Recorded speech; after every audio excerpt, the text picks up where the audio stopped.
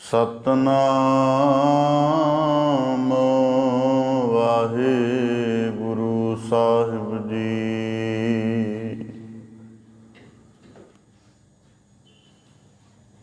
ਬਰ ਦੋ ਆਲਮ ਸ਼ਾਹ ਗੁਰੂ ਗੋਬਿੰਦ ਸਿੰਘ। ਖਸਮ ਰਾਜਾ ਕਹਾ ਗੁਰੂ ਗੋਬਿੰਦ ਸਿੰਘ। ਕਾਦਿਰੇ ਹਰ ਕਾਰ ਗੁਰੂ ਗੋਬਿੰਦ ਸਿੰਘ।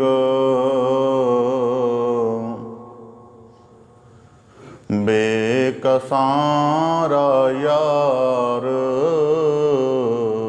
ਗੁਰੂ ਗੋਬਿੰਦ ਸਿੰਘ। ਕਾਰ ਮੁਲ ਕਾਰਾਮ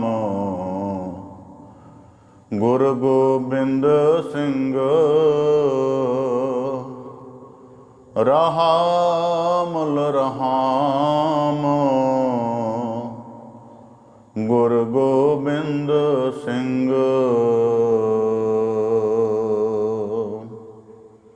ਨਾਜ਼ਰਾਨੇ ਰੋਏ ਗੁਰੂ ਗੋਬਿੰਦ ਸਿੰਘ।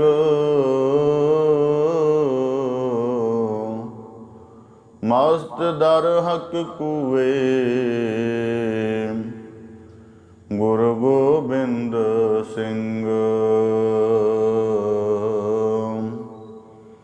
ਬਾਦ ਜਾਨਸ਼ ਫਿਦਾਈ ਗੁਰੂ ਗੋਬਿੰਦ ਸਿੰਘ। ਫਰਕ ਉਬਰ ਪਾਏ ਗੁਰੂ ਗੋਬਿੰਦ ਸਿੰਘ। ਕਹਾਂ ਬੁੱਧ ਪ੍ਰਭ ਤੁਸ਼ ਹਮਾਰੀ ਬਰਨ ਸਕੈ ਮਹਿਮਾ ਜੋ ਤਿਹਾਰੀ। ਹਮ ਨ ਸਕਤ ਕਰ ਸਿਫਤ ਤੁਮਾਰੀ। ਆਪ ਲਿਹੋ ਤੁਮ ਕਥਾ ਸੁਧਾਰੀ।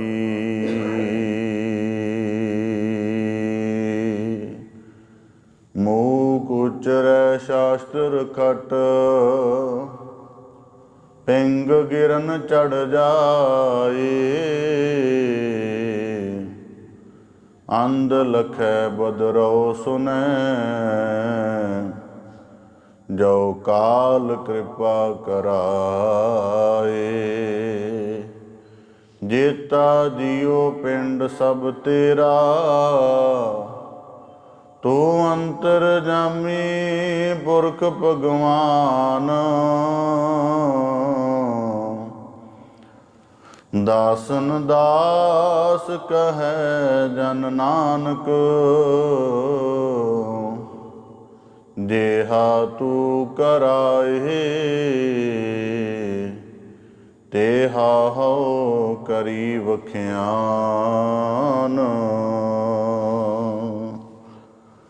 ਧੰਨ ਧੰਨ ਸਤਿਗੁਰੂ ਗੁਰੂ ਗਰੀਬ ਨਿਵਾਜ ਕਿਰਪਾ ਨਿਧ ਦਇਆ ਨਿਧ ਕਰੁਣਾ ਨਿਧ ਸਤਿਗੁਰੂ ਸ੍ਰੀ ਗੁਰੂ ਗ੍ਰੰਥ ਸਾਹਿਬ ਜੀ ਦੀਨ ਦਇਆਲ ਪਾਤਸ਼ਾਹ। ਤਿਨਾਂ ਦੀ ਅਪਾਰ ਮਿਹਰਮਤ ਹੈ, ਅਥਾਹ ਬਖਸ਼ਿਸ਼ ਹੈ, ਜੋ ਆਪ ਸਭ ਗੁਰਸਿੱਖ ਸਤ ਸੰਗੀ ਜਨ ਪਾਤਸ਼ਾਹ ਜੀ ਦੀ ਪਵਿੱਤਰ ਹਜ਼ੂਰੀ ਦੇ ਅੰਦਰ ਸਤ ਸੰਗਤ ਰੂਪ ਵਿੱਚ ਜੁੜ ਬੈਠ ਕੇ ਸਤਿਗੁਰੂ ਕੀ ਰਹਿਮਤ ਨੂੰ ਮਾਣਦਿਆਂ ਗੁਰ ਚਰਨਾਂ ਦੇ ਨਾਲ ਆਪਣੀ ਪ੍ਰੀਤ ਭਾਵਨਾ ਦ੍ਰਿੜ ਕਰਦਿਆਂ ਮਨੁੱਖਾ ਜੀਵਨ ਦੇ ਅਮੋਲਕ ਅਵਸਰ ਨੂੰ ਗੁਰ ਸ਼ਬਦ ਦੀ ਸਾਧਨਾ ਦੇ ਨਾਲ ਅਧਿਆਤਮੀ ਅਭਿਆਸ ਦੇ ਨਾਲ ਸਫਲ ਕਰਨ ਦਾ ਸ਼੍ਰੇਸ਼ਟ ਸ਼ੁਭ ਯਤਨ ਕਰ ਰਹੇ ਹੋ ਜੀ। बड़े ही सुभागशाली हो। सतगुरु गुरु नानक जोत स्वरूप ने जद जगत कल्याण दे लई सच दे उबार दे लई ਗਿਆਨ ਦੇ ਸ਼ਬਦ ਦੇ ਪਰਮ ਪ੍ਰਕਾਸ਼ ਲਈ ਜਦ ਗੁਰੂ ਨਾਨਕ ਦੇਵ ਸਾਹਿਬ ਜੀ ਆਪ ਨਾਰਾਇਣ ਕਲਾ ਧਾਰ ਜਗ ਮਹਿ ਪ੍ਰਵਰਿਓ। ਭਾਵ ਕਿ ਜੋ ਪਰਮੇਸ਼ਰ ਨਿਰਾਕਾਰ ਹੈ, ਜੋ ਪਰਮ ਸਤ ਦਾ ਸਰੂਪ ਆਕਾਰ ਰੰਗ ਰੂਪ ਰੇਖ ਵਰਣ ਭੇਖ ਤੋਂ ਬਾਹਰਾ ਹੈ, ਉਸ ਅਨੰਤ ਅਸੀਮ ਅਕਥ ਅਗੋਚਰ ਪਰਮੇਸ਼ਰ ਨੇ ਜਦ ਇਸ ਸ੍ਰਿਸ਼ਟੀ ਦੇ ਕਲਿਆਣ ਦਾ ਕਰਮ ਬਖਸ਼ਿਸ਼ ਧਾਰੀ ਤਾਂ ਉਹ ਗੁਰੂ ਨਾਨਕ ਨਿਜ ਸਰੂਪ ਹੋ ਕੇ ਜਗਤ ਵਿੱਚ ਪ੍ਰਗਟੇ। ਸਤਿਗੁਰੂ ਗੁਰੂ ਨਾਨਕ ਨਿਰੰਕਾਰੀ ਸਰੂਪ ਨੇ ਆਪਣੇ ਗਿਆਨ ਦੀ ਖੜਗ ਨਾਲ, ਆਪਣੀ ਬਖਸ਼ਿਸ਼ ਦੇ ਮਿਹਰਾਮਤ ਭਰੇ ਕਰਮ ਨਾਲ ਗੁਰੂ ਸਾਹਿਬ ਜੀ ਨੇ ਆਪਣੇ ਮੁਬਾਰਕ ਚਰਨ ਕਦਮਾਂ ਦੀ ਛੋਹ ਦੇ ਨਾਲ ਸਾਰੇ ਬ੍ਰਹਿਮੰਡ ਨੂੰ ਮਹਾਰਾਜ ਜੀ ਨੇ ਪਵਿੱਤਰ ਕੀਤਾ। ਆਪਣੀ ਗਿਆਨ ਦੀ ਖੜਗ ਨਾਲ ਅੰਧਕਾਰ ਦੂਰ ਕੀਤਾ ਤੇ ਬਖਸ਼ਿਸ਼ ਦੇ ਨਾਲ ਦੁਨੀਆ ਦੇ ਹਰ ਬਾਸ਼ਿੰਦੇ ਨੂੰ ਗੁਰੂ ਨਾਨਕ ਦੇਵ ਸਾਹਿਬ ਜੀ ਨੇ ਨਵਾਜਿਆ। ਇਸੇ ਤਰ੍ਹਾਂ ਜਦੋਂ ਗੁਰੂ ਨਾਨਕ ਜੋਤ ਸਵਰੂਪ ਨੇ ਗੁਰਿਆਈ ਦਾ ਸਿਲਸਿਲਾ ਚਲਾਇਆ ਨਾ, ਜਦੋਂ ਗੁਰਿਆਈ ਦੇ ਸਿੰਘਾਸਣ ਤੇ ਅਗਲੇ ਸਤਿਗੁਰੂ ਗੁਰੂ ਅੰਗਦ ਦੇਵ ਸਾਹਿਬ ਜੀ ਬਿਰਾਜਮਾਨ ਹੋਏ ਤਾਂ ਫਿਰ ਭਾਈ ਗੁਰਦਾਸ ਜੀ ਨੇ ਜ਼ਿਕਰ ਕਰ ਦਿੱਤਾ ਕਿ ਉਲਟੀ ਗੰਗ ਵਹਾਇਓਨ ਗੁਰ ਅੰਗਦ ਸਿਰ ਉੱਪਰ ਧਾਰਾ। ਇੱਕ ਖਾਲਸੇ ਦੀ ਸਾਜਨਾ ਕੀਤੀ ਦਸਮ ਪਾਤਸ਼ਾਹ ਜੀ ਨੇ ਤੇ ਭਾਈ ਗੁਰਦਾਸ ਸਿੰਘ ਨੇ ਕਿਹਾ ਗੁਰ ਸੰਗਤ ਕੀਨੀ ਖਾਲਸਾ ਮਨਮੁਖੀ ਦੋਹੇਲਾ। ਜਾਂ ਉਹਨੂੰ ਦਸਮ ਪਾਤਸ਼ਾਹ ਨੇ ਆਪਣੇ ਉਪਮਾਮਈ ਵਾਕਾਂ ਵਿੱਚ ਕਿਹਾ ਕਿ ਮੇਰੋ ਰੂਪ ਹੈ ਖਾਸ। ਪਰ ਉਸ ਖਾਲਸੇ ਦੀ ਸਿਰਜਣਾ ਜਿਹੜੀ ਹੈ ਉਹਦਾ ਮੁੱਢ ਗੁਰੂ ਨਾਨਕ ਦੇਵ ਸਾਹਿਬ ਜੀ ਨੇ ਬੰਨ੍ਹ ਦਿੱਤਾ, ਉਹਦਾ ਸੰਕਲਪ ਸਥਾਪਿਤ ਕਰ ਦਿੱਤਾ, ਉਹਦਾ ਅਭਿਆਸ ਸਥਾਪਿਤ ਕਰ ਦਿੱਤਾ। ਉਸ ਸਿਧਾਂਤ ਨੂੰ ਪਰਣਾਏ ਹੋਏ ਲੋਕ ਗੁਰੂ ਨਾਨਕ ਦੇਵ ਸਾਹਿਬ ਜੀ ਨੇ ਆਪਣੇ ਜੀਵਨ ਕਾਲ ਧਰਤੀ ਦੇ ਵਿਚਰਨ ਦੇ ਸਮੇਂ ਵਿੱਚ ਪੈਦਾ ਕਰ ਦਿੱਤੇ। ਜੇ ਇੱਕ ਸਿੱਖ ਗੁਰੂ ਰੂਪ ਹੋ ਗਿਆ ਹੈ, ਭਾਈ ਲਹਿਣਾ ਜੀ ਸਿੱਖ ਸਨ ਪਰ ਗੁਰੂ ਰੂਪ ਹੋ ਗਏ, ਗੁਰ ਅੰਗਦ ਹੋ ਗਏ। ਇਸੇ ਤਰ੍ਹਾਂ ਉਸ ਖਾਲਸੇ ਦੀ ਸਾਜਣਾ ਦੀ ਕਲਾ ਗੁਰੂ ਗੋਬਿੰਦ ਸਿੰਘ ਸਾਹਿਬ ਦਸਾਂ ਜਾਮਿਆਂ ਦੇ ਵਿੱਚ ਬਰਾਬਰ ਇੱਕ ਸਾਰ, ਇੱਕ ਰੂਪ, ਇੱਕ ਢੰਗ ਦੇ ਨਾਲ ਵਰਤਦੀ ਆਈ। ਤੇ ਦਸਮ ਪਾਤਸ਼ਾਹ ਜੀ ਨੇ ਗੁਰੂ ਨਾਨਕ ਦੇਵ ਸਾਹਿਬ ਜੀ ਕੋਲੋਂ ਗਿਆਨ ਦੀ ਖੜਗ ਸੀ, ਜਿਹੜੀ ਉਹਨਾਂ ਦੇ ਰਸਨਾ ਤੋਂ, ਸ਼ਬਦਾਂ ਤੋਂ, ਵਾਕਾਂ ਤੋਂ ਪ੍ਰਗਟ ਹੁੰਦੀ ਸੀ। ਉਹ ਗਿਆਨ ਦੀ ਖੜਗ ਜਦ ਚੱਲਦੀ ਸੀ, ਅਗਿਆਨ ਅੰਧੇਰ ਅਧਰਮ ਮੇਟਦੀ ਸੀ। ਪਰ ਉਹੀ ਜਦੋਂ ਅਗਿਆਨ ਅਧਰਮ ਜਿਹੜਾ ਸੀ, ਅੰਧਕਾਰ ਇੰਨਾ ਜ਼ਿਆਦਾ ਗੂੜਾ ਹੋ ਗਿਆ, ਇੰਨਾ ਜ਼ਿਆਦਾ ਭਿਅੰਕਰ ਹੋ ਗਿਆ ਕਿ ਉਹ ਇਸ ਧਰਤੀ ਤੇ ਰਹਿਣ ਵਾਲੇ ਹਰ ਬਾਸ਼ਿੰਦੇ ਦੇ ਲਈ ਸਰਾਪ ਬਣ ਚੁੱਕਾ ਸੀ, ਨਰਕ ਬਣ ਚੁੱਕਾ ਸੀ। ਮਾਲਕ ਦੀ ਖਲਕਤ ਦੇ ਉੱਪਰ ਇੰਨਾ ਜ਼ਬਰ, ਇੰਨਾ ਜ਼ੁਲਮ, ਇੰਨਾ ਅਤਿਆਚਾਰ ਪਸਰਿਆ ਹੋਇਆ ਸੀ। ਫਿਰ ਉਹੀ ਗਿਆਨ ਦੀ ਖੜਗ ਦੇ ਨਾਲ ਨਾਲ ਗੁਰੂ ਸਾਹਿਬ ਜੀ ਨੇ ਸੰਤ ਦੇ ਨਾਲ ਸਿਪਾਹੀ ਰੂਪ ਕਾਇਮ ਕੀਤਾ ਤੇ ਦੋ ਧਾਰਾ ਖੰਡਾ ਪਕੜਿਆ, ਇੱਕ ਸਰਗੁਣੀ ਪਸਾਰ ਦੇ ਲਈ, ਇੱਕ ਨਿਰਗੁਣੀ ਪਸਾਰ ਦੇ ਲਈ। ਤੇ ਗੁਰੂ ਗੋਬਿੰਦ ਸਿੰਘ ਸਾਹਿਬ ਮਹਾਰਾਜ ਜੀ ਨੇ ਆਪਣੇ ਆਉਣ ਦਾ ਪ੍ਰਯੋਜਨ ਗੁਰੂ ਸਾਹਿਬ ਜੀ ਨੇ ਕਿਹਾ ਧਰਮ ਚਲਾਵਨ ਸੰਤ ਉਬਾਰਨ, ਕਿ ਧਰਮ ਜਿਹੜਾ ਚਲਾਉਣਾ ਹੈ ਔਰ ਸੰਤਾਂ ਨੂੰ ਉਭਾਰਨਾ ਹੈ, ਦੁਸ਼ਟਾਂ ਨੂੰ ਸੰਘਾਰਨਾ ਹੈ। ਇਸ ਕਰਕੇ ਬਾਣੀ ਉਹਨਾਂ ਨੇ ਅੰਦਰ ਆਪਣਾ ਸੰਕਲਪ ਵੀ ਪ੍ਰਗਟ ਕੀਤਾ ਹੈ। ਗੁਰੂ ਸਾਹਿਬ ਜੀ ਨੇ ਬਖਸ਼ਿਸ਼ ਕੀਤੀ ਅਵਰ ਵਾਸਨਾ ਨਾਹੇ ਮੋਹਿ ਧਰਮ ਜੁੱਧ ਕਹਿ ਚਾਹੇ, ਕਿ ਧਰਮ ਜੁੱਧ ਦੇ ਚਾਹ ਤੋਂ ਬਿਨਾਂ ਮੈਨੂੰ ਹੋਰ ਕੋਈ ਵਾਸਨਾ ਨਹੀਂ। ਸੋ ਐਸੇ ਪਰਮ ਸੂਰਬੀਰ ਮਰਦ ਅਗੰਮੜੇ ਸੂਰਬੀਰ ਵਰਿਆਮ ਸਰਬੰਸ ਦਾਨੀ ਅੰਮ੍ਰਿਤ ਕੇ ਦਾਤੇ, ਧਰਮ ਜੁੱਧਾਂ ਦਾ ਚਾਉ ਰੱਖਣ ਵਾਲੇ, ਖਾਲਸੇ ਦੀ ਸਾਜਨਾ ਕਰਨ ਵਾਲੇ, ਅਗੰਮ ਅਗੋਚਰ ਪਰਮ ਤਿਆਗੀ ਵੈਰਾਗੀ ਪਰਉਪਕਾਰੀ ਬਾਦਸ਼ਾਹ ਦਰਵੇਸ਼ ਈਜ਼ ਦੀ ਮਨਜੂਰ ਸਤਿਗੁਰੂ ਗੁਰੂ ਗੋਬਿੰਦ ਸਿੰਘ ਸਾਹਿਬ ਮਹਾਰਾਜ ਜੀ ਦੇ ਧਰਮ ਯੁੱਧ ਦੀ ਜਿਹੜੀ ਲਾਸਾਨੀ ਗਾਥਾ ਹੈ, ਕਿਉਂਕਿ ਗੁਰੂ ਗੋਬਿੰਦ ਸਿੰਘ ਸਾਹਿਬ ਜੀ ਦੀ ਮਹਿਮਾ ਕਥਨ ਤੋਂ ਪਰੇ ਹੈ। ਪਰ ਸਤਿਗੁਰੂ ਸਾਨੂੰ ਤਾਣ ਬਖਸ਼ਦੇ ਹਨ, ਰਹਿਮਤ ਕਰਦੇ ਹਨ, ਉਹਨਾਂ ਦੇ ਅਕਥ ਜੀਵਨ ਦੇ ਵਿੱਚੋਂ ਕੁਝ ਕਹਿਣ ਦਾ, ਸੁਣਨ ਦਾ ਯਤਨ ਕਰਦੇ ਹਾਂ। ਲੜੀਵਾਰ ਲਾਸਾਨੀ ਇਤਿਹਾਸ ਦੀ ਗਾਥਾ ਆਪ ਜੀ ਸ਼ਰਵਣ ਕਰ ਰਹੇ ਸੀ। ਬੜੇ ਦਿਨਾਂ ਤੋਂ ਪਾਤਸ਼ਾਹ ਜੀ ਦੇ ਚਰਨਾਂ ਨਾਲ ਜੁੜ ਕੇ ਉਹਨਾਂ ਦੀ ਯਾਦ ਨੂੰ ਸ਼ਰਵਣ ਕਰਕੇ ਹਿਰਦੇ ਅੰਦਰ ਮਨਾ ਕੇ ਸਾਰੇ ਦਿਨ ਸਫਲ ਕਰ ਰਹੇ ਹੋ। ਧਰਮ ਯੁੱਧ ਲੜਦਿਆਂ ਹੋਇਆਂ, ਗੁਰੂ ਸਾਹਿਬ ਜੀ ਜ਼ੁਲਮ ਦਾ ਸੰਘਾਰ ਕਰਦਿਆਂ ਹੋਇਆਂ, ਪਾਤਸ਼ਾਹ ਜੀ ਪਰਮੇਸ਼ਰ ਦੇ ਭਾਣੇ ਵਿੱਚ ਰਾਜੀ ਰਹਿ ਕੇ ਚੜ੍ਹਦੀ ਕਲਾ ਦਾ ਮੁਜੱਸਮ ਬਣ ਕੇ ਪਾਤਸ਼ਾਹ ਜੀ ਦੁਨੀਆ ਦੀ ਤਵਾਰੀਖ ਦੇ ਵਿੱਚ ਹਰ ਇੱਕ ਘਟਨਾ ਨੂੰ ਲਾ ਮਿਸਾਲ ਢੰਗ ਨਾਲ ਸਿਰਜਦੇ ਹੋਏ ਦਸਮ ਪਾਤਸ਼ਾਹ ਜਦ ਦੀਨੇ ਕਾਂਗੜ ਦੀ ਧਰਤੀ ਤੇ ਪਹੁੰਚ ਗਏ, ਤਿੰਨ ਭਰਾ ਰਾਏ ਜੋਧ ਦੀ ਸੰਤਾਨ ਪੁੱਤਰੇ ਉਹਦੇ ਸ਼ਮੀਰ, ਲਖਮੀਰ ਤੇ ਤਖਤ ਮਲ ਉਹਨਾਂ ਦੇ ਘਰ ਵਿਚਰਾਮ ਕੀਤਾ। ਉਸ ਤੋਂ ਬਾਅਦ ਗੁਰੂ ਸਾਹਿਬ ਜੀ ਭਾਈ ਦੇਸੂ ਦੇ ਘਰ ਗਏ। ਉੱਥੇ ਜਾ ਕੇ ਮਹਾਰਾਜ ਜੀ ਨੇ ਆਪਣਾ ਜਿਹੜਾ ਧਰਮ ਯੁੱਧ ਦਾ ਮਹਾਂ ਜਿਹੜਾ ਗੁਰੂ ਸਾਹਿਬ ਜੀ ਨੇ ਕਰਮ ਆਰੰਭਿਆ ਸੀ, ਉਹਦਾ ਇੱਕ ਅਧਿਆਏ ਗੁਰੂ ਸਾਹਿਬ ਜੀ ਇੱਥੇ ਜਿਹੜਾ ਹੈ ਬੜਾ ਮਹਾਨ ਸਿਰਜਦੇ ਹਨ। ਮਹਾਰਾਜ ਬੜਾ ਮਹਾਨ ਸਿਰਜਦੇ ਹਨ। ਤੇ ਗੁਰੂ ਗੋਬਿੰਦ ਸਿੰਘ ਸਾਹਿਬ ਮਹਾਰਾਜ ਜੀ ਜਦੋਂ ਦੀਨੇ ਕਾਂਗੜ ਦੀ ਧਰਤੀ ਤੇ ਪਹੁੰਚੇ, ਦੀਨੇ ਪਹੁੰਚੇ ਤੇ ਮਹਾਰਾਜ ਫਿਰ ਇੱਥੇ ਜਾ ਕੇ ਇੱਕ ਫਤਿਹਨਾਮਾ ਲਿਖਦੇ ਹਨ, ਜਿਹਨੂੰ ਅਸੀਂ ਜ਼ਫਰਨਾਮਾ ਕਹਿੰਦੇ ਹਾਂ। ਜਿੱਤ ਦਾ ਪੱਤਰ, ਫਤਿਹ ਦੀ ਚਿੱਠੀ, ਵਿਜੈ ਦਾ ਪੱਤਰ ਉਹਨੂੰ ਕਹਿ ਸਕਦੇ ਆ। ਮਹਾਰਾਜ ਇੱਥੇ ਲਿਖਦੇ ਹਨ। ਹੁਣ ਇਹ ਸਾਰੀ ਕੀ ਇਬਾਰਤ ਹੈ, ਮਹਾਰਾਜ ਕਿਵੇਂ ਲਿਖਦੇ ਹਨ, ਕਾਰਨ ਕੀ ਰਹੇ, ਦਾ ਸਭ ਤੋਂ ਵੱਡਾ ਮਹੱਤਵ ਕੀ ਹੈ, ਇਹ ਸਾਰਾ ਕੁਝ ਜ਼ਿਕਰ ਆਪ ਜੀ ਦੇ ਸਨਮੁਖ ਅਰਜ ਕਰਾਂ। ਤੇ ਨਾਲ ਹੀ ਦਸਮ ਪਾਤਸ਼ਾਹ ਜਿਹੜੀ ਅਜੀਮ ਸ਼ਾਨ ਹੈ, ਜਿਹੜੀ ਉਹਨਾਂ ਦੀ ਅਕੱਥ ਸ਼ਖਸੀਅਤ ਹੈ, ਗੁਸਤਾਖੀ ਕਰਦਿਆਂ ਹੋਇਆਂ ਉਹਨਾਂ ਦੀ ਅਜੀਮ ਸ਼ਾਨ ਦੇ ਵਿੱਚ ਕੁਝ ਕਹਿਣ ਦਾ, ਕੁਝ ਸੁਣਨ ਦਾ ਯਤਨ ਕਰਾਂਗੇ। ਕਿਉਂਕਿ ਜਦੋਂ ਗੁਰੂ ਗੋਬਿੰਦ ਸਿੰਘ ਸਾਹਿਬ ਮਹਾਰਾਜ ਜੀ ਦੀਆਂ ਸਿਫਤਾਂ ਕਰਾਂਗੇ ਨਾ, ਜਦੋਂ ਉਹਨਾਂ ਦੇ ਅਕੱਥ ਗੁਣਾਂ ਨੂੰ ਕਥਾਂਗੇ, ਉਦੋਂ ਸਾਡਾ ਮਨ ਸ਼ਰਧਾ ਨਾਲ ਭਰੇਗਾ, ਵਿਸ਼ਵਾਸ ਨਾਲ ਭਰੇਗਾ।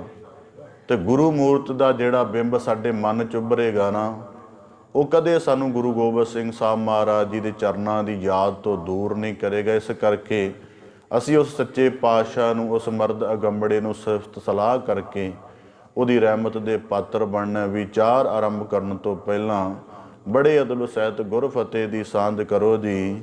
ਵਾਹਿਗੁਰੂ ਜੀ ਕਾ ਖਾਲਸਾ, ਵਾਹਿਗੁਰੂ ਜੀ ਕੀ ਫਤਿਹ। ਸਤਿਗੁਰੂ ਗੁਰੂ ਗੋਬਿੰਦ ਸਿੰਘ ਸਾਹਿਬ ਮਹਾਰਾਜ ਜੀ ਨੇ ਜਦ ਭੰਗਾਣੀ ਦਾ ਜੰਗ ਜਿੱਤਿਆ ਨਾ, ਮਹਾਰਾਜ ਜੀ ਨੇ, ਭਾਵੇਂ ਉਹ ਜੰਗ ਕਲਗੀਧਰ ਪਾਤਸ਼ਾਹ ਦੇ ਜੀਵਨ ਵਿੱਚ ਬੜੀ ਤੇਜ਼ੀ ਨਾਲ, ਕਾਹਲੀ ਨਾਲ ਵਾਪਰਿਆ, ਪਰ ਗੁਰੂ ਗੋਬਿੰਦ ਸਿੰਘ ਸਾਹਿਬ ਮਹਾਰਾਜ ਜੀ ਨੇ ਜਿਨ੍ਹਾਂ ਮੁਰਦਿਆਂ ਦੇ ਵਿੱਚ ਜਾਨ ਪਾ ਦਿੱਤੀ ਸੀ, ਜਿਹੜੀਆਂ ਚਿੜੀਆਂ ਨੂੰ ਬਾਜਾਂ ਦੇ ਖੰਭ ਮਰੋੜਨੇ ਸਿਖਾ ਦਿੱਤੇ ਸਨ, ਜਿਨ੍ਹਾਂ ਕਾਇਰਾਂ ਨੂੰ ਮਹਾਰਾਜ ਨੇ ਦੋ ਧਾਰੇ ਖੰਡੇ ਖੜਕਾਉਣੇ ਕਰਾ ਦਿੱਤੇ ਸਨ, ਜਿਹੜੇ ਗਊਆਂ ਵਰਗਿਆਂ ਨੂੰ ਮਹਾਰਾਜ ਜੀ ਨੇ ਲੋਹੇ ਦੀਆਂ ਸੰਜੋਆਂ ਪਹਿਨਾ ਦਿੱਤੀਆਂ ਸਨ, ਧਰਤੀ ਤੇ ਰਿੰਗਦਿਆਂ ਨੂੰ ਮਹਾਰਾਜ ਨੇ ਘੋੜਿਆਂ ਦੇ ਸ਼ਾਹ ਸਵਾਰ ਬਣਾ ਦਿੱਤਾ ਸੀ। ਜਦੋਂ ਉਸ ਖਾਲਸੇ ਨੇ ਭੰਗਾਣੀ ਦਾ ਯੁੱਧ ਜਿੱਤਿਆ ਨਾ, ਤੇ ਖਾਲਸੇ ਗੁਰੂ ਮਹਾਰਾਜ ਜੀ ਕੋਲ ਆਏ। ਬੜੀ ਜਸ਼ਨ, ਬੜਾ ਖਾਲਸੇ ਦੇ ਅੰਦਰ ਜਸ਼ਨ ਜੀ। ਭੰਗਾਣੀ ਦਾ ਜੰਗ ਜਿੱਤ ਲਿਆ। ਪਹਿਲੀ ਗੁਰੂ ਗੋਬਿੰਦ ਸਿੰਘ ਸਾਹਿਬ ਮਹਾਰਾਜ ਜੀ ਦੇ ਜੀਵਨ ਦੀ ਉਹ ਜੰਗ ਹੈ। ਖਾਲਸਾ ਬੜਾ ਖੁਸ਼ ਹੈ। ਗੁਰੂ ਸਾਹਿਬ ਜੀ ਦੇ ਸੂਰਬੀਰਾਂ ਦੇ ਦਲ ਬੜੇ ਉਤਸ਼ਾਹ, ਉਮਾ ਹੁਲਾਸ ਨਾਲ ਭਰੇ ਨੇ। ਜਕਾਰੇ ਗਜਾਉਂਦੇ ਹੋਏ ਆਪਣੀ ਜਿੱਤ ਦਾ ਜਸ਼ਨ ਮਨਾਉਂਦੇ ਕਲਗੀਧਰ ਪਾਤਸ਼ਾਹ ਦੇ ਕੋਲ ਆਏ ਬਾਜਾਂ ਵਾਲੇ ਸਤਿਗੁਰੂ। ਚੋਜੀ ਪ੍ਰੀਤਮ ਦੇ ਸਾਹਮਣੇ ਆ ਕੇ ਗੁਰੂ ਸਾਹਿਬ ਜੀ ਦੇ ਸੈਨਿਕ ਦਲ ਨੇ, ਸਿੱਖ ਦਲ ਨੇ, ਖਾਲਸਾ ਦਲ ਨੇ ਕਿਹਾ, ਮਹਾਰਾਜ ਆਪ ਜੀ ਦੀ ਫਤਿਹ ਹੋਈ। ਸਤਿਗੁਰੂ ਗੁਰੂ ਗੋਬਿੰਦ ਸਿੰਘ ਸਾਹਿਬ ਮਹਾਰਾਜ ਜੀ ਨੇ ਆਪਣੇ ਸੈਨਿਕ ਦਲ ਦਾ ਉਤਸ਼ਾਹ ਵੇਖਿਆ। ਮਹਾਰਾਜ ਕਹਿਣ ਲੱਗੇ, ਫਤਿਹ ਹੋਈ, ਪਰ ਫਤਿਹ ਇਹ ਨਾ ਤੁਹਾਡੀ ਨਾ ਮੇਰੀ। ਜਿਸ ਅਕਾਲ ਪੁਰਖ ਦੀ ਧਰਮ ਮਰਜ਼ਾਦਾ ਦੇ ਸਥਾਪਨ ਦੇ ਲਈ ਅਸੀਂ ਨਿੱਜ ਰੂਪ ਧਾਰ ਕਰਕੇ ਜਗਤ ਵਿੱਚ ਆਏ ਹਾਂ, ਜਿੱਤ ਉਹਦੀ। ਇਸ ਕਰਕੇ ਗੁਰੂ ਸਾਹਿਬ ਜੀ ਨੂੰ ਕਹਿੰਦੇ ਫਤਿਹ ਦੀ ਆਮਦ ਉਦੋਂ ਪ੍ਰਗਟ ਹੋਈ ਕਿ ਵਾਹਿਗੁਰੂ ਜੀ ਕਾ ਖਾਲਸਾ, ਵਾਹਿਗੁਰੂ ਜੀ ਕੀ ਫਤਿਹ। ਕਿ ਖਾਲਸਾ ਅਕਾਲ ਪੁਰਖ ਦੀ ਫੌਜ ਹੈ, ਇਹ ਪਰਮਾਤਮਾ ਦੀ ਮੌਜ ਨਾਲ ਪ੍ਰਗਟ ਹੋਇਆ। ਇਸ ਕਰਕੇ ਖਾਲਸਾ ਵੀ ਉਸ ਨਿਰੰਕਾਰ ਦਾ ਤੇ ਫਤਿਹ ਵੀ ਉਸ ਨਿਰੰਕਾਰ ਦੀ। ਹੁਣ ਇੱਕ ਸਮਾਂ ਆਇਆ ਜਦੋਂ ਮਹਾਰਾਜ ਨੇ ਉਦੋਂ ਕਿਹਾ, ਉਦੋਂ ਪਹਿਲਾ ਯੁੱਧ ਮਹਾਰਾਜ ਲੜਦੇ ਨੇ। ਉਸ ਤੋਂ ਬਾਅਦ ਮਹਾਰਾਜ ਜੀ 12 ਲੜਾਈਆਂ ਜੰਗਾਂ ਹੋਰ ਲੜਦੇ ਨੇ। ਉਹਦੇ ਵਿੱਚ ਅਨੰਦਪੁਰ ਸਾਹਿਬ ਦੀਆਂ, ਨਾਹਨ ਦੀਆਂ, ਚਮਕੌਰ ਦੀਆਂ, ਨਿਰਮੋਹਗੜ੍ਹ ਦੀਆਂ, ਬਸਾਲੀ ਦੀਆਂ, ਇਹ ਸਾਰੀਆਂ ਲੜਾਈਆਂ ਮਹਾਰਾਜ ਜੀ ਦੀ ਜੰਗਾਂ ਮਹਾਰਾਜ ਦੇ ਜੀਵਨ 'ਚ ਹੁੰਦੀਆਂ ਨੇ। ਇਹ ਜਿਹੜੀ ਲੜਾਈ ਹੈ, ਜਿਹੜੀ ਚਮਕੌਰ ਦੀ ਹੋਈ, ਇਹ ਮਹਾਰਾਜ ਦੇ ਜੀਵਨ ਦੀ 13ਵੀਂ ਲੜਾਈ ਹੈ। ਤੇ 14ਵੀਂ ਲੜਾਈ ਅੱਗੇ ਜਾ ਕੇ ਖਿਦਰਾਣੇ ਦੀ ਢਾਬ ਤੇ ਹੁੰਦੀ ਹੈ। 13ਵੀਂ ਲੜਾਈ ਹੈ महाराज जी ਦੀ जंग है जीवन ਦੇ ਵਿੱਚ। ਹੁਣ ਜਦੋਂ ਅਸੀਂ ਚਮਕੌਰ ਗੜੀ ਦਾ ਧਿਆਨ ਧਰਦੇ ਹਾਂ ਤੇ ਉਸ ਸਮੇਂ ਸਾਡੇ ਸਾਹਮਣੇ ਜੋ ਇਤਿਹਾਸ ਨੇ ਸਾਨੂੰ ਦਿੱਤਾ ਹੈ, ਗੁਰੂ ਸਾਹਿਬ ਜੀ ਨੇ ਜਫਰਨਾਮੇ 'ਚ ਵੀ ਲਿਖਿਆ ਹੈ ਕਿ ਗੁਰਸਨਹ ਕੇ ਕਾਰੇ ਚਹਿਲ ਨਰ, ਕਿ ਕਾਰੇ ਕੁਨਦ ਚਹਿਲ ਨਰ, ਕਿ 40 ਜਿਹੜੇ ਸਿੰਘ ਸਾਨੂੰ ਮੇਰੇ ਨਾਲ ਚਮਕੌਰ ਗੜੀ ਦੇ ਵਿੱਚ ਜੂਝੇ। ਹੁਣ ਚਮਕੌਰ ਗੜੀ ਆਨੰਦਪੁਰ ਸਾਹਿਬ ਨੂੰ ਹੁਣ ਦੇਖਣਾ ਕਿ ਗੁਰੂ ਸਾਹਿਬ ਜੀ ਜਦੋਂ ਦੀਨੇ ਕਾਂਗੜ ਬਹਿ ਕੇ ਮਹਾਰਾਜ ਭਾਈ ਦੇਸਾ ਸਿੰਘ ਨੂੰ ਕਹਿੰਦੇ ਹਨ ਕਾਗਜ਼ ਤੇ ਕਲਮ ਲਿਆਓ, ਸਿਆਹੀ ਲਿਆਓ। ਮਹਾਰਾਜ ਜਦੋਂ ਕਹਿੰਦੇ ਨੇ, ਉਹਦੇ ਖਿਆਲ ਮਹਾਰਾਜ ਨੇ ਕਿਤੇ ਹੋਰ ਪੱਤਰ ਲਿਖਣਾ। ਜਦੋਂ ਮਹਾਰਾਜ ਮੰਗਾ ਕੇ ਕਾਗਜ਼ ਪੱਤਰ, ਤੇ ਜਦੋਂ ਮਹਾਰਾਜ ਉਹਦੇ ਉੱਪਰ ਜਫਰਨਾਮਾ ਲਫ਼ਜ਼ ਪਾਉਂਦੇ ਹਨ, ਮਤਲਬ ਵਿਜੈ ਦਾ ਪੱਤਰ। ਹੁਣ ਇਹ ਵੇਖਣਾ ਕਿ ਇਹ ਵਿਜੇ ਦਾ ਪੱਤਰ ਬਣਦਾ ਕਿਵੇਂ ਹੈ, ਫਤਿਹਨਾਮਾ ਬਣਦਾ ਕਿਵੇਂ ਹੈ, ਜਿੱਤ ਦੀ ਚਿੱਠੀ ਬਣਦੀ ਕਿਵੇਂ ਹੈ। ਔਰ ਗੁਰੂ ਗੋਬਿੰਦ ਸਿੰਘ ਸਾਹਿਬ ਮਹਾਰਾਜ ਖੁਦ ਆਪਣੇ ਹਸਤ ਕਮਲ ਨਾਲ ਇਹਨੂੰ ਕਿਉਂ ਲਿਖਦੇ ਨੇ, ਕਾਰਨ ਸਮਝਣੇ ਹਨ ਥੋੜ੍ਹੇ ਥੋੜ੍ਹੇ। ਗੁਰੂ ਗੋਬਿੰਦ ਸਿੰਘ ਸਾਹਿਬ ਮਹਾਰਾਜ ਜੀ ਜਿਨ੍ਹਾਂ ਨੇ ਸੱਚ ਧਰਮ ਦਾ ਨਿਸ਼ਾਨ ਧਵਜ ਚੁੱਕਿਆ ਹੋਇਆ ਹੈ, ਜਿਨ੍ਹਾਂ ਨੇ ਖਾਲਸੇ ਦੀ ਸਾਜਨਾ ਕਰਕੇ ਸਭ ਤਰ੍ਹਾਂ ਦੇ ਵਿਤਕਰੇ ਕਾਣਾ ਮੇਟ ਦਿੱਤੀਆਂ ਤੇ ਸਾਰੇ ਇੱਕੋ ਪਰਮੇਸ਼ਰ ਦਾ ਖਾਸ ਰੂਪ ਸਾਜ ਦਿੱਤੇ। ਉਸ ਸਮੇਂ ਜੂਲ ਜਿਹੜੀ ਕੂੜਿਆਰੀ ਸੱਤਾ ਹੈ ਤੇ ਕੂੜਿਆਰੀ ਜਿਹੜੇ ਧਰਮ ਦੇ ਅਲੰਬਰਦਾਰ ਸਨ, ਜਿਨ੍ਹਾਂ ਦਾ ਆਪਣਾ ਜੀਵਨ ਕੂੜ ਨਾਲ ਭਰਿਆ ਸੀ, ਪਹਾੜੀਏ ਤੁਰਕ ਮੁਗਲ, ਇਹਨਾਂ ਇੱਕ ਪਾਸੇ ਰਾਜ ਸੱਤਾ ਗੁਰੂ ਗੋਬਿੰਦ ਸਿੰਘ ਸਾਹਿਬ ਮਹਾਰਾਜ ਜੀ ਦੀ ਵਿਰੋਧੀ ਹੋਈ ਪਈ, ਸੱਚ ਦੀ ਦੁਸ਼ਮਣ ਬਣੀ ਹੈ, ਦੂਜੇ ਪਾਸੇ ਪਹਾੜੀਏ ਆਦਿਕ ਹਨ। ਤਾਂ ਗੁਰੂ ਗੋਬਿੰਦ ਸਿੰਘ ਸਾਹਿਬ ਮਹਾਰਾਜ ਜੀ ਦੇ ਜੀਵਨ ਦੇ ਜਿਹੜਾ ਆਨੰਦਪੁਰ ਸਾਹਿਬ ਦੀ ਲੜਾਈ ਹੋਈ, 7 ਮਹੀਨੇ ਇਹਨਾਂ ਘੇਰਾ ਪਾਈ ਛੱਡਿਆ। ਝੂਠ ਦਾ ਆਸਰਾ ਲੈ ਕਸਮਾਂ ਭੇਜੀਆਂ ਮਹਾਰਾਜ ਜੀ ਨੇ, ਧਰਮ ਦੀ ਲੱਜ ਪਾਲਦੇ ਇਹਨਾਂ ਕਸਮਾਂ ਦੀ ਪਰਵਾਹ ਕੀਤੀ। ਆਨੰਦਪੁਰ ਸਾਹਿਬ ਛੱਡਿਆ ਇਹਨਾਂ ਨੇ, ਕਸਮਾਂ ਸਿੱਕੇ ਟੰਗ ਕੇ ਯੁੱਧ ਲੜੇ। ਚਮਕੌਰ ਗੜੀ 'ਚ ਮਹਾ ਯੁੱਧ ਹੋਇਆ, ਅਸਾਮੀ ਜੰਗ ਹੋਈ। ਭਾਵੇਂ ਮਹਾਰਾਜ ਦੇ 40 ਸਿੰਘ, 2 ਪਿਆਰੇ ਜਿਹੜੇ ਸਨ, 2 ਸਾਹਿਬਜ਼ਾਦੇ, 3 ਪਿਆਰੇ ਸ਼ਹੀਦ ਹੋ ਗਏ। 10 ਲੱਖ ਦਾ ਦਰ ਚੜ੍ਹ ਕੇ ਆਇਆ ਸੀ ਪਰ ਪਕੜ ਨਹੀਂ ਸਕਿਆ। ਤੇ ਗੁਰੂ ਗੋਬਿੰਦ ਸਿੰਘ ਸਾਹਿਬ ਮਹਾਰਾਜ ਬੜੀ ਸ਼ਾਨ ਦੇ ਨਾਲ ਸੂਰਬੀਰਾਂ ਵਾਂਗ ਨਿਕਲ ਗਏ। ਇਸ ਕਰਕੇ ਜਦੋਂ ਮਹਾਰਾਜ ਦੀਨੇ ਦੀ ਧਰਤੀ ਤੇ ਜਾ ਕੇ ਪਹਿਲਾ ਜਫਰਨਾਮਾ ਅੱਖਰ ਪਾਉਂਦੇ ਨੇ, ਉਦੋਂ ਮਹਾਰਾਜ ਜਫਰਨਾਮਾ ਪਾਉਣ ਦਾ ਮਤਲਬ ਹੈ ਕਿ ਸਾਰੇ ਖਾਲਸੇ ਦਾ ਵਾਲੀ, ਪੰਥ ਦਾ ਰਹਿਬਰ ਗੁਰੂ ਗੋਬਿੰਦ ਸਿੰਘ ਸਾਹਿਬ ਮਹਾਰਾਜ ਸੀ। ਨਾ ਤਾਂ 7 ਮਹੀਨਿਆਂ ਦੇ ਘੇਰੇ 'ਚ ਉਹਦੇ ਨੇੜੇ ਫਟਕ ਸਕੇ, ਨਾ ਚਮਕੌਰ ਗੜੀ 'ਚ ਉਹਨੂੰ ਘੇਰ ਸਕੇ, ਨਾ ਕਿਧਰੇ ਹੋਰ। ਤੇ ਗੁਰੂ ਗੋਬਿੰਦ ਸਿੰਘ ਸਾਹਿਬ ਅੱਜ ਵੀ ਆਪਣੇ ਸਿੱਖਾਂ ਨਾਲ, ਆਪਣੇ ਪਿਆਰਿਆਂ ਨਾਲ ਬੜੀ ਸ਼ਾਨ ਸਹਿਤ ਬੇਪਰਵਾਹ ਹੋ ਕੇ ਦੀਨੇ ਦੀ ਧਰਤੀ ਤੇ ਬੈਠਾ ਹੈ। 10 ਲੱਖ ਦੇ ਘੇਰੇ ਵਿੱਚ ਅਜੇ ਵੀ ਨਹੀਂ ਆਏ। ਇਸ ਕਰਕੇ ਖਾਲਸਾ ਪੰਥ ਦੇ ਰਹਿਬਰ ਦਾ ਹੁਣ ਤੱਕ ਇੰਜ ਚੜ੍ਹਦੀ ਕਲਾ ਵਿੱਚ ਰਹਿਣਾ ਦੁਨੀਆ ਦੇ ਨਕਸ਼ੇ ਤੇ ਖਾਲਸੇ ਦੀ ਜਿੱਤ ਸਾਬਤ ਕਰਦਾ ਹੈ ਕਿ ਤੂੰ 10 ਲੱਖ ਦਾ ਦਲ ਚੜ੍ਹਾ ਕੇ ਵੀ ਮੇਰਾ ਕੁਝ ਨਹੀਂ ਵਿਗਾੜ ਸਕਿਆ। ਜਿਹੜੀ ਯੁੱਧ ਦਾ ਮੁਹਾਜ ਤੂੰ ਔਰੰਗਜ਼ੇਬ ਛੇੜਿਆ ਸੀ, ਤੇਰੇ ਕੋਲੋਂ ਸਿਰੇ ਨੇ ਚੜਿਆ। ਹਾਰ ਹੋਈ ਹੈ। ਹਾਰ ਕਿਹੜੇ ਕਿਹੜੇ ਰੂਪਾਂ ਦੇ ਵਿੱਚ ਹੋਈ ਕਿ ਪਹਿਲਾਂ ਕਸਮਾਂ ਖਾਧੀਆਂ, ਉਹ ਕਸਮਾਂ ਸਿੱਕੇ ਟੰਗੀਆਂ। ਚਲੋ ਕਸਮਾਂ ਸਿੱਕੇ ਟੰਗ ਦਿੱਤੀਆਂ, ਫਿਰ ਚਮਕੌਰ ਗੜੀ ਨੂੰ ਘੇਰਿਆ। ਨਿੱਕੀ ਜਿਹੀ ਗੜੀ ਨੂੰ 10 ਲੱਖ ਆ ਕੇ ਘੇਰ ਗਿਆ। ਮਹਾਰਾਜ ਨੇ ਜਫਰਨਾਮੇ 'ਚ ਲਿਖਿਆ ਹੋਇਆ ਕਿ ਦਹ ਲੱਖ ਬੇਖਬਰ ਬਰ ਆਇਦ ਬਰੋ ਬੇਖਬਰ, ਕਿ 10 ਲੱਖ ਉੱਥੇ ਚੜ੍ਹ ਕੇ ਆ ਗਏ, ਫਿਰ ਵੀ ਜਿਉਂਦਾ ਨਹੀਂ ਪਕੜ ਸਕੇ, ਸ਼ਹੀਦ ਨਹੀਂ ਕਰ ਸਕੇ। ਤੇ ਗੁਰੂ ਗੋਬਿੰਦ ਸਿੰਘ ਸਾਹਿਬ ਮਹਾਰਾਜ ਜੀ ਨੇ ਬੜੀ ਸ਼ਾਨ ਨਾਲ ਬੈਠੇ। ਇਸ ਕਰਕੇ ਮਹਾਰਾਜ ਦੇ ਜਫਰਨਾਮਾ ਲਿਖਣ ਦਾ ਪਹਿਲਾ ਮਤਲਬ ਹੈ ਕਿ ਜਿਸ ਜੰਗ ਦੇ ਮੁਹਾਜ ਨੂੰ, ਯੁੱਧ ਦੇ ਮੁਹਾਜ ਨੂੰ ਔਰੰਗਜ਼ੇਬ ਪਹਾੜੀਆਂ ਨੇ ਛੇੜਿਆ ਸੀ, ਭਾਵੇਂ ਉਹ ਇੰਨਾ ਲੰਬਾ ਯੁੱਧ ਕਰਦੇ ਰਹੇ, ਪਰ ਆਖਰ ਤੇ ਜਿਹੜੀ ਫਤਿਹ ਹੈ, ਇੰਨਾ ਕੁਝ ਹੋਣ ਦੇ ਬਾਵਜੂਦ ਵੀ ਗੁਰੂ ਗੋਬਿੰਦ ਸਿੰਘ ਸਾਹਿਬ ਜੀ ਦੇ ਚਰਨ ਚੁੰਮਦੀ ਹੈ। ਇਸ ਕਰਕੇ ਮਹਾਰਾਜ ਨੇ ਫਤਿਹ ਦਾ ਪੱਤਰ ਬਣਾਇਆ।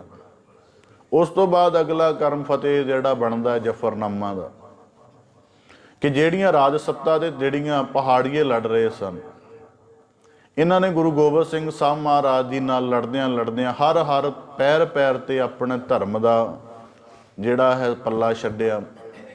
ਮਰਜ਼ਾਦਾ ਬਾਰ-ਬਾਰ ਤੋੜੀ, ਬਾਰ-ਬਾਰ ਇਹ ਆਪਣੇ ਕਹਿਣੀ ਕਥਨੀ ਤੋਂ ਝੂਠੇ ਸਾਬਤ ਹੋਏ। ਬਾਰ-ਬਾਰ ਇਹਨਾਂ ਨੇ ਜ਼ੁਲਮ ਦੀ ਜਿਹੜੀ ਕਹੀ ਹੋਈ ਗੱਲ ਸੀ ਉਹਦੇ ਉੱਪਰ ਫਿਰ ਆ ਕੇ ਬਜ਼ਿੱਦ ਹੋ ਗਏ। ਇਸ ਕਰਕੇ ਹਰ ਵਾਰੀ ਗੁਰੂ ਗੋਬਿੰਦ ਸਿੰਘ ਸਾਹਿਬ ਮਹਾਰਾਜ ਜੀ ਨੇ, ਚਾਹੇ ਜਿਹੜੇ ਵੀ ਪੱਧਰ ਤੇ ਆ ਗਏ ਸਨ, ਇਹਨਾਂ ਨੂੰ ਸੱਚ ਦੀ ਖੜਕ ਦੇ ਨਾਲ ਮਹਾਰਾਜ ਨੇ ਪਛਾੜੇ। ਇਸ ਕਰਕੇ ਜਦੋਂ ਮਹਾਰਾਜ ਦੀਨੇ ਪੱਤਰ ਲਿਖ ਰਹੇ ਨੇ, ਉਦੋਂ ਔਰੰਗਜ਼ੇਬ ਕੌਣ ਹੈ? ਇਕੱਲਾ ਉਹ ਜੰਗ 'ਚ ਨਹੀਂ ਹਾਰਿਆ, ਉਹ ਧਰਮ ਦੇ ਮਸਲੇ 'ਚ ਵੀ ਹਾਰ ਗਿਆ ਕਿ ਜਿਸ ਪੈਗੰਬਰ ਦੀ ਉਹ ਰੋਜ਼ ਪੂਜਾ ਕਰਦਾ ਹੈ, ਜਿਸ ਕੁਰਾਨ ਦੀ ਰੋਜ਼ ਉਹ ਤਲਾਵਤ ਕਰਦਾ ਹੈ, ਜਿਸ ਈਮਾਨ ਨੂੰ, ਜਿਸ ਇਸਲਾਮੀ ਯਕੀਨ ਨੂੰ ਉਹ ਤਲਵਾਰ ਦੇ ਨਾਲ ਹਿੰਦੁਸਤਾਨ ਤੇ ਫੈਲਾਉਣਾ ਚਾਹੁੰਦਾ ਹੈ, ਉਹਦੀ ਉਹ ਕਸਮ, ਉਹ ਕੁਰਾਨ ਦਾ ਜਿਹੜਾ ਉਹਦੇ ਅੰਦਰ ਪਾਕ ਜਜ਼ਬਾ ਹੈ, ਪਾਕ ਅਹਿਸਾਸ ਹੈ, ਉਹਦੀ ਕਸਮ ਜਿਹੜੀ ਖਾਧੀ ਹੈ ਉਹ ਤੋੜ ਬੈਠਾ ਹੈ। ਤੇ ਜਿਹੜਾ ਮੋਮਨ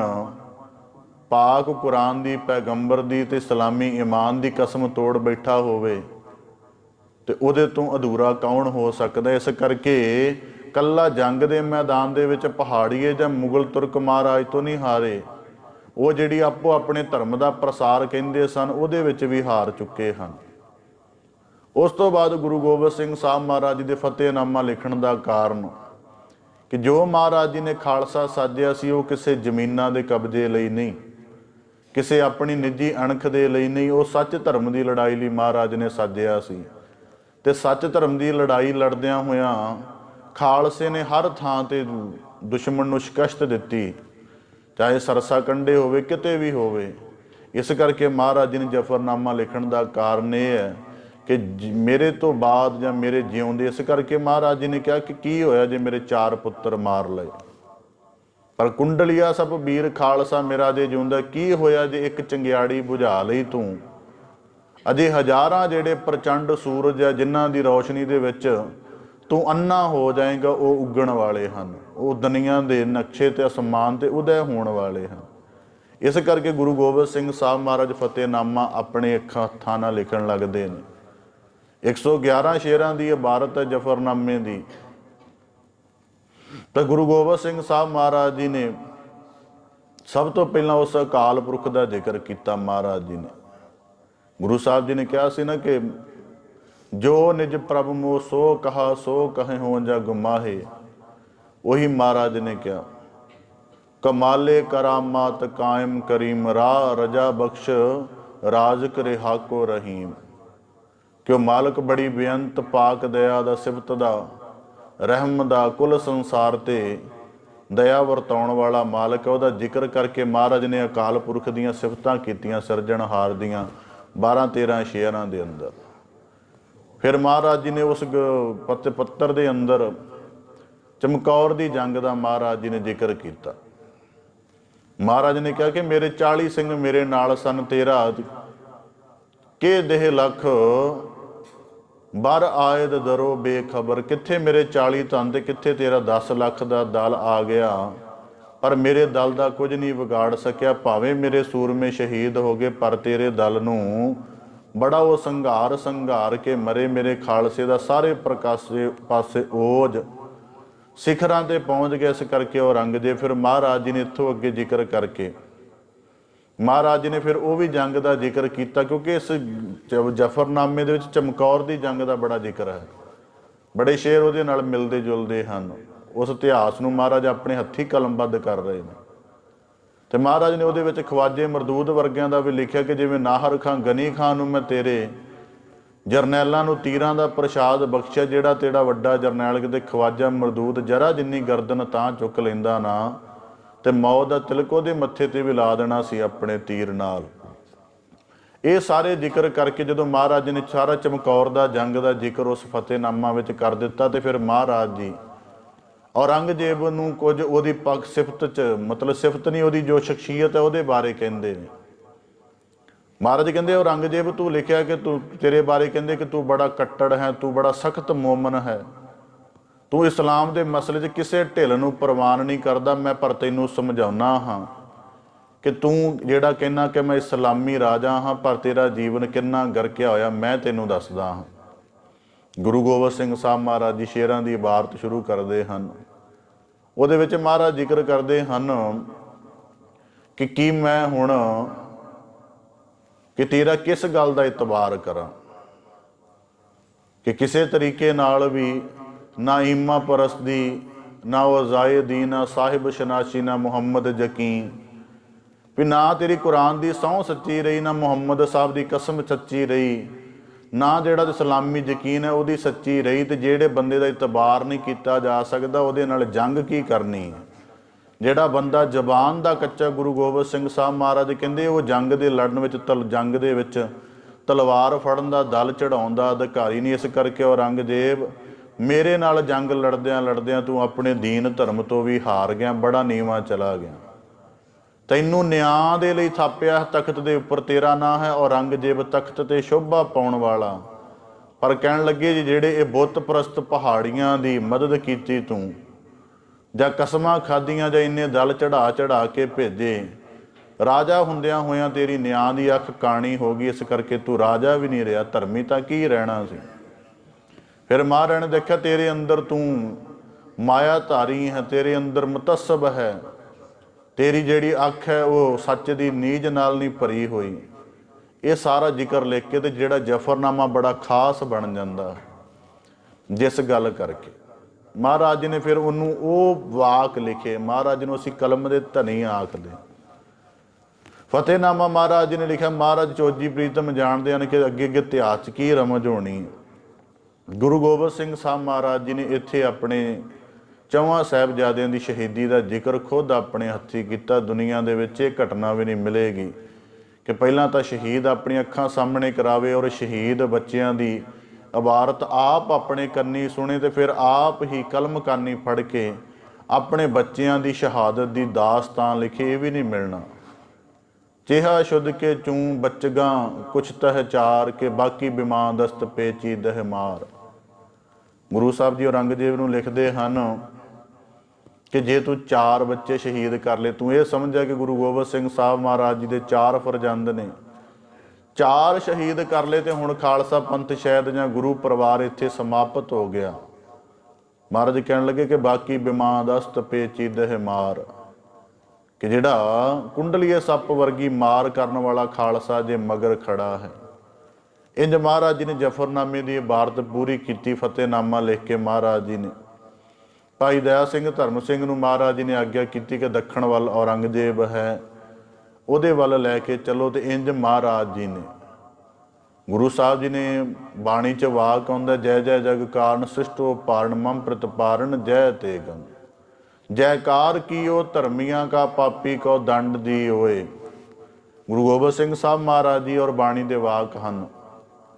ਤਾਂ ਗੁਰੂ ਗੋਬਿੰਦ ਸਿੰਘ ਸਾਹਿਬ ਮਹਾਰਾਜ ਜੀ ਭਾਵੇਂ ਇੰਨੇ ਵੱਡੇ ਸੰਗਰਾਮ ਵਿੱਚੋਂ ਨਿਕਲੇ, ਪਰਿਵਾਰ ਸਿੰਘ ਦਲ ਸਾਰਾ ਸ਼ਹੀਦ ਹੋ ਗਿਆ, ਪਰ ਫਤਿਹ ਅਜੇ ਵੀ ਗੁਰੂ ਗੋਬਿੰਦ ਸਿੰਘ ਸਾਹਿਬ ਮਹਾਰਾਜ ਜੀ ਦੇ ਕੋਲ ਖੜੀ ਸ਼ੋਭਾ ਪਾ ਰਹੀ। ਇਸ ਕਰਕੇ ਗੁਰੂ ਗੋਬਿੰਦ ਸਿੰਘ ਸਾਹਿਬ ਮਹਾਰਾਜ ਜੀ ਨੇ ਜਫਰਨਾਮਾ ਲਿਖ ਕੇ ਉਹਦੇ ਵਿੱਚ ਮਹਾਰਾਜ ਜੀ ਨੇ ਲਿਖਿਆ, ਸਾਡੀ ਸਦੀਵੀ ਪ੍ਰੇਰਣਾ ਵੀ ਪਈ ਉਹਦੇ ਵਿੱਚ।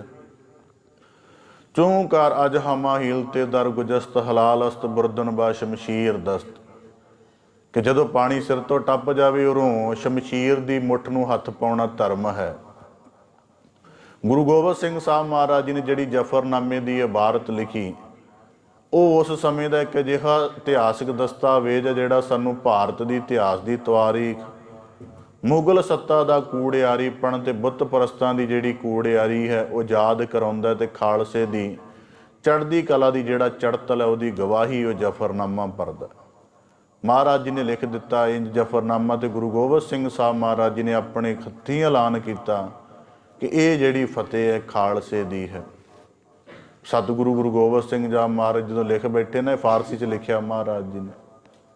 ਹੁਣ ਜਦੋਂ ਮਹਾਰਾਜ ਜੀ ਜਫਰਨਾਮਾ ਲਿਖ ਬੈਠੇ ਹਨ, ਸੱਚ ਦੀ ਹਮੇਸ਼ਾ ਫਤਿਹ ਹੈ, ਸੱਚ ਦੀ ਹਮੇਸ਼ਾ ਜਿੱਤ ਹੈ, ਤਾਂ ਇਹ ਗੁਰੂ ਗੋਬਿੰਦ ਸਿੰਘ ਸਾਹਿਬ ਮਹਾਰਾਜ ਜੀ ਦੀ ਸ਼ਖਸੀਅਤ ਦਾ ਵੱਡਾ ਜਿਹੜਾ ਕਾਰਨਾਮਾ ਹੈ, ਉਹ ਜਿੰਨੇ ਕਾਂਗੜ ਦੀ ਧਰਤੀ ਤੇ ਵਾਪਰੇ ਮਹਾਰਾਜ ਭੇਜਦੇ ਹਨ। ਤੇ ਜਫਰਨਾਮੇ ਬਾਰੇ ਕਿਹਾ ਜਾਂਦਾ ਕਿ ਜਦੋਂ ਇਹ ਔਰੰਗਜ਼ੇਬ ਦੇ ਕੋਲ ਪਹੁੰਚਿਆ, ਔਰੰਗਜ਼ੇਬ ਦੇ ਕੋਲ ਜਦ ਪਹੁੰਚਿਆ ਤੇ ਉਹ ਇਹਨੂੰ ਪੜ੍ਹਨ 'ਚ ਰਾਜੀ ਨਹੀਂ ਸੀ। ਜ਼ਿੰਦਗੀ ਦੇ ਆਖਰੀ ਵਰਿਆਂ 'ਚ ਜਿਉਂ ਰਿਹਾ ਸੀ, ਉਮਰ ਦੇ ਤਕਾਜ਼ੇ ਨੇ ਉਹਨੂੰ ਢਾਹ ਲਿਆ ਸੀ।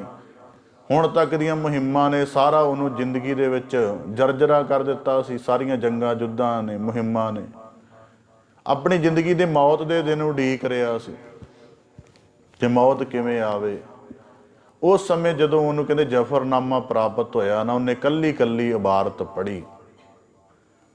ਮਹਾਰਾਜ ਜੀ ਨੇ ਜਫਰਨਾਮਾ ਕੋਈ ਇਸ ਤਰ੍ਹਾਂ ਨਹੀਂ ਲਿਖਿਆ ਕਿ ਕੋਈ ਐਲਾਨੀਆਂ ਨੂਮਾ, ਕਿਉਂਕਿ ਗੁਰੂ ਜਿਹੜਾ ਉਹ ਜਦੋਂ ਕਲਮ ਨਾਲ ਵੀ ਲਿਖਦਾ, ਜਿਵੇਂ ਸਾਡੇ ਲਈ ਬਾਣੀ ਲਿਖੀ ਤੇ ਬਖਸ਼ਿਸ਼ ਕਰਕੇ ਲਿਖੀ, ਜਿਹੜਾ ਔਰੰਗਜ਼ੇਬ ਜਫਰਨਾਮਾ ਲਿਖਿਆ, ਮਹਾਰਾਜ ਨੇ ਬਖਸ਼ਿਸ਼ ਦੇ ਰੂਪ 'ਚ ਲਿਖਿਆ ਉਹਦੇ ਉੱਤੇ, ਕਿਉਂਕਿ ਜਦੋਂ ਰਾਜੇ ਦੀਆਂ ਅੱਖਾਂ ਤੇ ਅਨਿਆਂ ਦੀ ਪੱਟੀ ਵੱਜ ਜਾਏ, ਜਦੋਂ ਰਾਜੇ ਦੇ ਹੱਥ ਕੂੜ ਦੀ ਜ਼ੁਲਮ ਦੀ ਤਲਵਾਰ ਆ ਜਾਏ, ਤੇ ਫਿਰ ਗੁਰੂ ਗੋਬਿੰਦ ਸਿੰਘ ਸਾਹਿਬ ਮਹਾਰਾਜ ਨੇ ਕਿਹਾ ਮੈਂ ਤਾਂ ਇੱਕ ਧਾਰਮਿਕ ਰਹਿਬਰ ਸਾਂ, ਮੈਂ ਕਦੇ ਵੀ ਧਰਮ ਦਾ ਪੱਲਾ ਨਹੀਂ ਛੱਡਿਆ, ਜਿੰਨੇ ਮਰਜ਼ੀ ਯੁੱਧ ਲੜੇ ਕਿਤੇ ਵੀ ਧਰਮ ਦਾ ਮਰਜ਼ਾਦਾ ਦਾ ਸਾਥ ਨਹੀਂ ਛੱਡਿਆ।